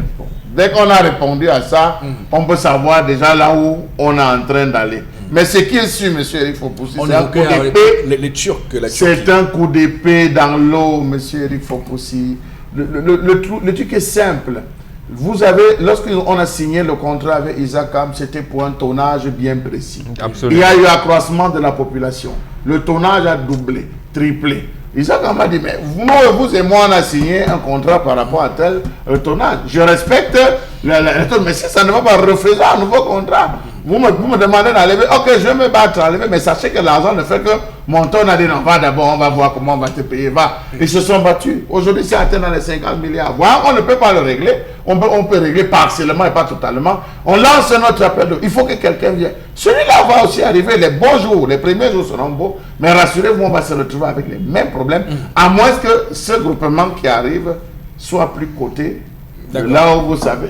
Est-ce que quand vous regardez les différents, du moins le cahier de charges qui est confié à ce groupement, Yaoundé 7, on en a parlé ici tout récemment. Yaoundé 7, Yaoundé 6, Yaoundé 3, Colbison, Colbison, Oyoma, Femenon, Cansonel, Dagobert, toute cette zone, M. Eric Fopoussi, la population est forte. Il y a une forte population. Finalement, les montagnes sont prises, les vallées, il y a une forte concentration de population. Est-ce qu'ils vont pouvoir s'en sortir? Déjà que les travaux de viabilisation des différents axes n'ont pas encore été faits. Partant de, et Yaoundé 6 encore, c'est plus grave. Massi, voilà. tout ça. Est-ce qu'ils vont pouvoir s'en sortir dans toute cette zone? Je doute fort. L'axe qui partait du marché de Yomaba, ou qui part du marché Yomaba jusqu'à Femenon, on n'a pas encore goudronné ces différents axes. Il y a une pile et une panoplie d'ordures qui sont rassemblées. Si vous voulez ressortir par Eteta, puisque vous parlez de Eteta, c'est encore une autre panoplie d'ordures qu'on va retrouver là-bas. Si vous voulez prendre par la cité Mbia, pour ressortir du côté de la cité Mbia, traverser, non, c'est toute cette zone. On Colbison alors, aller jusqu'à derrière les camps de l'Iran, aller ramasser, ressortir par le lycée de Colbison, lycée technique. J'espère qu'ils ne vont pas nous oublier à Douala. J'espère qu'ils ont les matériels. Pourquoi ça reste seulement à Yaoundé? En tout cas, on fera le premier déploiement bien. Parce qu'à Douala, c'est terrible. Il n'y a pas encore Douala. Non, c'est Yaoundé. Ah non, ça va un peu, mollo. Il faut que Yaoundé respire d'abord. Pour que le Cameroun vive. Tout le Cameroun peut être sale, mais pas Yaoundé. Jamais. On peut couper la lumière dans tout le Cameroun, mais pas Yaoundé. Ah, d'accord. Oui, donc, comme j'ai dit là. C'est qu'il y a des gens là-bas qui n'ont pas d'eau aussi. D'accord. Pas de lumière. Les stations sont en arrêt. En tout cas, on va dire qu'on va juger le maçon au pied du mur avec, et ça pourra faire la concurrence. On aura désormais des éléments pour juger de l'efficacité de l'un ou l'autre. Isacam, et d'ailleurs, c'est bien qu'on en passant, ils vont partager les mêmes décharges. On reconnaît le vrai maçon. Ils vont partager les mêmes décharges où chacun aura sa décharge. Alors là, et voilà, mais même c'est une Est-ce qu'ils vont partager un autre problème que vous relevez, mais Isacam nous avait dit ici qu'on pouvait avoir l'énergie électrique à partir de ces déchets-là. Mais qu'en est-il? Aujourd'hui, on ne sait pas. Et là, le chef de l'État, lui, va faire construire les panneaux solaires. Une expérimentation de ce type a été faite au Tchad. Voilà. Et ça marche bien au Tchad. L'expérimentation de l'énergie à partir des ordures ménagères. Ça marche. Est-ce qu'ils vont partager les mêmes décharges? Nous avons tellement d'ordures ménagères ici qu'on peut transformer en énergie électrique. Ok. On peut recycler. En tout cas, en ce qui concerne Douala, c'est pas encore, c'est pas dans le pipe. Le Tchad est bien propre. La communauté urbaine de Douala n'a pas fait comme la communauté. Elle avait promis de transformer les déchets en énergie électrique. Mais on a envie de dire bravo à Gilbert. Bref, je ne le dis pas. D'accord. Merci beaucoup à vous, Florazé, pour ces informations sur la revue des réseaux sociaux. On a bien vu que sur la toile, ça parle beaucoup du Cameroun et de son devenir. On va tout de suite, mesdames, messieurs, basculer pour retrouver Constellamine, avec qui on va parler des gyrophares de signalisation. Constellamine qui est donc avec nous sur le plateau B, et rapidement on va le prendre pour cette autre séquence sur Equinox et dans le 10-12, le Zénith. Alors Constellamine, nous sommes le vendredi 4 janvier 2019, un autre jour, une autre journée pour vous aujourd'hui. C'est à vous. Alors, bonjour Eric, bonjour nos nombreux téléspectateurs. Vous savez, je suis un homme comblé en cette belle journée du vendredi 4 janvier 2018 Tout simplement parce que hier, j'ai passé le temps à sillonner les grandes rues de la capitale économique du Cameroun. Vraiment, grave était ma désolation de voir des véhicules qui étaient en détresse et qui avaient du mal à pouvoir alerter ceux qui venaient à l'avant ou à l'arrière. Du coup, je me suis vu en train de rentrer chez moi aux environs de 22h30, prendre les gyrophares de signalisation que voici et vendre à ces automobilistes-là. Ils ont dit, Consti Lamine, merci beaucoup, grâce à toi, on a pu pouvoir alerter ceux qui viennent à l'avant ou à l'arrière de notre véhicule. Alors à tous ces clients, je leur dis merci beaucoup de faire confiance au concept Salaka, mais alors merci de choisir les gyrophares de signalisation. C'est important de les avoir dans votre véhicule. C'est important de les avoir, c'est-à-dire sur votre moto. C'est important de les avoir à la maison, car on ne sait jamais. Parce que même à la maison, on peut les utiliser comme lampe torche, ces gyrophares de signalisation. Et ce matin, je ne saurais continuer sans remercier, bien entendu, un monsieur qui a décidé comme ça, la semaine passée, de commander à lui seul pratiquement 12 gyrophares de signalisation. C'est bel et bien entendu, monsieur Christophe Fankem, qui a décidé d'offrir les gyrophares de signalisation à tout son personnel du côté bien sûr de Golden City Hotel, c'est à Douala au Cameroun. Et à ce monsieur, je lui dis merci beaucoup de faire confiance au concept Salaka. Alors faites comme monsieur Christophe Fankem, commandez dès à présent vos gyrophares de signalisation que voici. Alors revenons rapidement à la présentation de ce gyrophare de signalisation. Il faut rappeler que le gyrophare de signalisation est un appareil minuscule, est un appareil stylé, est un appareil bien entendu qui se range facilement, que ce soit dans la poche, que ce soit dans son sac à main, on peut l'avoir, il faut le rappeler. Hein. Et bien entendu, en cas de détresse, vous allez tout simplement le sortir, le fixer sur votre véhicule ou alors le poser sur le capot de votre voiture. Et il va pouvoir alerter à plus de 200 mètres qu'on est en détresse. Oui, ça ne sert à rien d'acheter un véhicule, ça ne sert à rien d'acheter une moto, mais alors je sais, c'est important d'avoir une voiture, c'est important d'avoir une moto, mais ça ne servira à rien d'avoir une voiture quand on ne pense pas à la sécurité, quand on ne pense pas à la prévention. Et la prévention passe bien entendu par l'achat d'un gyrophare de signalisation que vous retrouverez au prix de 6 000 francs au magasin 1001 tapis. Mais ceux qui vont le commander dès à présent vont recevoir une réduction, mais également un bon de carburant. Alors, chers téléspectateurs, rendez-vous directement au magasin 1001 tapis et commandez votre gyrophare de signalisation. Merci beaucoup et à tout à l'heure pour la suite de vente au concept Salaka. Merci, Consti Lamine, hein, vous êtes gentil. On va tout de suite, madame, messieurs, prendre interpellation de ce vendredi. Qu'on forme le jeune à l'auto-emploi, mais qu'on ne forme pas le jeune pour trouver un emploi. Parce qu'au Cameroun, on forme un enfant pour trouver l'emploi, ce qui n'est pas normal. Aujourd'hui, nous avons plein de licenciés qui sortent de l'école. Au lieu de créer de l'emploi, ils sont encore en train de chercher de l'emploi. Or, c'est eux qui devraient créer de l'emploi. C'est ces jeunes-là qui sont allés jusqu'à un certain niveau qui devraient créer de l'emploi pour sortir les autres du chômage. Alors, il faut revoir le système éducatif et penser à former le jeune de façon à créer, à s'auto-employer. Et par la suite, penser le financement de nos projets. Bonne et heureuse année à tous mes jeunes compatriotes. Voilà, on va faire le commentaire de cette interpellation du compatriote. Alors, Robengan, un commentaire. Oui, ce que dit le compatriote là, ça me rappelle les années 80. Parce que lorsqu'on inaugure l'école supérieure des sciences économiques et commerciales, l'ESSEC de Douala, je pense qu'ils avaient à l'époque un enseignant, si mes souvenirs sont exacts, il s'appelle Dr Nida II.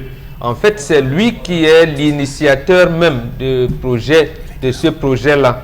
Quand il parlait d'adéquation, formation, emploi, il disait qu'on n'allait plus former, que l'université camerounaise ne devait plus former les chercheurs d'emploi.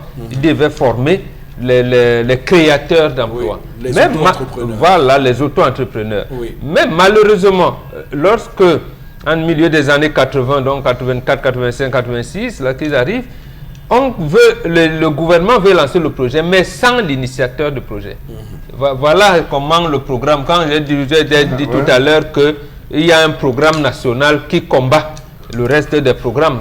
Voilà ce qui est arrivé. Donc en fait, comment on n'a pas pu même faire en sorte que la seule école qui forme les managers de ce pays ne puisse pas être intégrée dans la fonction publique. Vous voyez, les gars de l'ESSEC, ils ne sont pas directement recrutés comme fonctionnaires. Ils ont déçu. Mais maintenant, pour alors faire comme la Tunisie, vous êtes 2 médecins, 2 ingénieurs qui sont sortis. Que l'État vous favorise à créer des entreprises. Et en Tunisie, on vous donnait d'autorité, l'État vous donnait des marchés. Et on vous expérimentait pendant 5 ans. Vous faites un plan d'exploitation prévisionnel accompagné par l'État pour une période de 5 ans, exonéré des impôts. Mais vous aviez l'obligation de recruter les autres stagiaires pour se former. Voilà, vous voyez donc la Tunisie. Sous Bourguiba. Oui, c'est Bourguiba. Vous voyez donc là où la Tunisie. D'accord. Merci beaucoup, c'est le Cameroun. MAPA, dedans, c'est combien? On vous met les bâtons dans les roues, comme ça, et on vous décourage. On va repasser par la case concept Salaka, Constilamine, une fois de plus, pour Red Copper. C'est à vous. Merci Eric, merci de me passer la parole à l'instant pour la vente bel et bien de la poêle Red Copper. Ah ben oui, rien qu'entendre le nom Red Copper, on a l'envie de l'acheter. Oh là là là là. Red Copper. Alors, chers téléspectateurs, une fois de plus, bonjour à tous et à toutes. Et merci d'accueillir le concept Salaka chez vous, à la maison, au bureau, quel que soit où vous êtes. Alors, il est question à l'instant de parler de cette poêle. Alors, je vous la présente en direct. C'est en live. Ah ben oui, ce n'est pas la photocopie.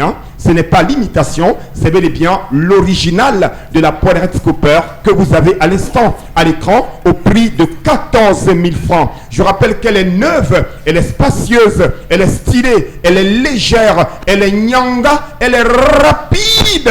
Bien entendu, dans la réalisation de vos fritures, de vos gâteaux. Et bien entendu, pour ceux qui aiment le poisson à la poêle, c'est donc l'occasion plus que jamais de commander à présent la poêle Red Copper au prix de 14 000 francs du côté du magasin 1001 tapis. Point de vente dans lequel vous retrouverez cette magnifique poêle que voici au prix de 14 000 francs. Regardez bien entendu l'intérieur. Regardez l'intérieur de cette poêle. L'intérieur de cette poêle réalise des merveilles. L'intérieur de cette poêle vous permet de faire frire jusqu'à 2 kg de maquereau en utilisant quelques gouttes d'huile. L'extérieur alors permet de pouvoir adhérer rapidement sur le feu. Alors, chers téléspectateurs, n'hésitez surtout pas. Commandez dès à présent votre poêle Red Copper au prix de 14 000 francs, que ce soit par appel, par SMS ou alors en venant directement au magasin 1001 tapis qui est situé à Douala au Cameroun, en face du palais d'Ika, à l'entrée de la rue Mermoz. À côté bien sûr de la poêle Red Copper, on a également un autre élément de cuisine que voici. C'est bel et bien les gants de cuisine, super gants. Oh là là là là, rien que le nom donne l'envie de les utiliser. Rien que le nom donne l'envie de les avoir à la cuisine. Super gants. C'est des gants de cuisine de qualité supérieure, faits à base de silicone. C'est des gants qui ne brûlent pas, ça ne chauffe pas, ça sécurise nos doigts. Vous les avez à partir à 5 000 au magasin 1001 tapis. Soyons modernes, soyons pratiques, soyons stylés quand on est dans la cuisine. Soyez comme ces maîtres d'hôtel là, ces maîtres de restaurant qui ont choisi les super gants et la poêle Red Copper. Alors ceux qui ont besoin de l'ensemble de ces deux éléments de cuisine ne vont pas payer 19 000 francs. Ils vont payer tout simplement la somme de 16 500 francs pour tous ceux qui vont commander l'ensemble de la poêle Red Copper et bel et bien de la paire de gants, super gants. Vous allez dépenser la somme de 16 500 francs. Le point de vente, c'est bel et bien le magasin 1001 tapis en face du palais d'Ika. C'est à quoi? Au Cameroun, à Douala. Alors ceux qui sont hors de la ville de Douala et qui n'ont pas le temps de venir au magasin 1001 tapis vont tout simplement passer leur commande par appel ou par SMS, nous donner toutes les informations et ils seront livrés en moins de 24 heures grâce à nos différents partenaires qui assurent la livraison dans tout le Cameroun. L'important n'est pas d'acheter une poêle, mais alors d'acheter une poêle de qualité. Je le dis toujours dans cette émission parce que mon rôle n'est pas de vendre, mais c'est également d'éduquer les consommateurs. Ça ne sert à rien d'acheter une mauvaise marchandise. Ça ne sert à rien d'acheter le vrac et de dire que ouais, si je savais. Non, chacun de nous doit économiser. Chacun de nous doit voir la qualité. Chacun de nous doit goûter aux réalités du concept Salaka qui, aujourd'hui, se présente comme étant le meilleur concept de vente au Cameroun. N'oubliez pas, voici la Polaroid Copper. Elle coûte la somme de 14 000 francs. L'ensemble coûte 16 500 au magasin 1001 tapis et nulle part ailleurs. Merci beaucoup et à demain. Je vous fais une confidence qu'aussi, on aurait pu vous mettre en catégorie dans les médiatudes cette année aussi. Pourquoi pas, vous aurez gagné le prix du meilleur concept de vente à la télévision. Ça, nous en sommes certains. Merci Eric, hein, merci. Merci déjà. Je vais dire merci à tous les téléspectateurs. Oui. Je vais dire bonne année à tous les clients du concept Salaka. Mais 1000 fois merci à tout le personnel de la radio et télévision Equinox. C'est grâce à vous que le concept Salaka grandit. Tenez-vous tranquille. Merci. Je réserve beaucoup de choses pour 2019. C'est une petite perche. Juste une petite perche. Thank you very much, my friend. Florazé, on va avec vous faire une dernière précision et pour mobiliser les personnes qui nous regardent actuellement sur Equinox Télévision, d'aller se ruer sur Facebook. Le mot est choisi à dessein puisque on parle souvent de ruer vers l'or. On peut imaginer que la matinale radio d'Equinox soit de l'or et qu'il va falloir donc se ruer vers elle pour aller voter justement pour elle. C'est de l'or aussi dans ce registre-là. Donc merci de rappeler puisque beaucoup de personnes nous écrivent pour savoir comment faire pour voter. Vous allez évidemment le leur dire. Tout à fait. Depuis plusieurs années déjà, vous nous soutenez, vous nous suivez tous les matins sur la 93 FM. Il est donc temps de voter pour nous. Continuez à voter. Alors vous allez sur Facebook, vous tapez Médiatude et vous verrez. Alors nous sommes dans la catégorie nominée parmi les matinales radio de l'année. Vous allez voir Bonjour chez vous, tout en bas inscription Equinox Radio. Vous allez voir tout au-dessus l'émoticône Wow, c'est cet émoticône qu'il faudra valider. Si vous mettez un j'aime tout simple, ou alors l'inscription Bonjour chez vous, ça ne passera pas. Donc vous allez sur la page Médiatude et vous appuyez longtemps sur j'aime. Vous allez voir plusieurs inscriptions, un cœur, wow, triste et autres. Validez l'émoticône wow. Vous allez voir une tête ronde, jaune, avec les yeux comme wow et la bouche ouverte. C'est ce qu'il faut faire pour que votre vote soit pris en compte. Si vous ne le faites pas, juste une inscription, bonjour chez vous, Eric Fopoussi-Mo, ça ne passera pas. Vous devez naturellement insister sur l'émoticône wow à travers la page Médiatude, catégorie matinale radio de l'année. Dis que ça s'arrête aujourd'hui à 15h, Flora. Oui, donc avant 15h, il faut maximiser, partager les liens également. Alors, il faut dire que, d'ailleurs, c'est simple, puisque lorsque vous votez, lorsque vous appuyez sur le j'aime de cette publication qui met en compétition l'émission Bonjour chez vous, on fait le Cameroun, lorsque vous avez choisi wow, ça s'écrit wow, justement. Oui, donc, tout simplement, wow, elle remplace le j'aime. Voilà, donc c'est assez simple pour voter. Lorsqu'on explique comme ça aux gens, ils ont tendance à penser que c'est très compliqué. Mais lorsqu'ils vont eux-mêmes faire l'expérience du vote, ils disent ah, sinon c'est facile comme ça, puisque beaucoup perdent du temps à faire des commentaires écrits.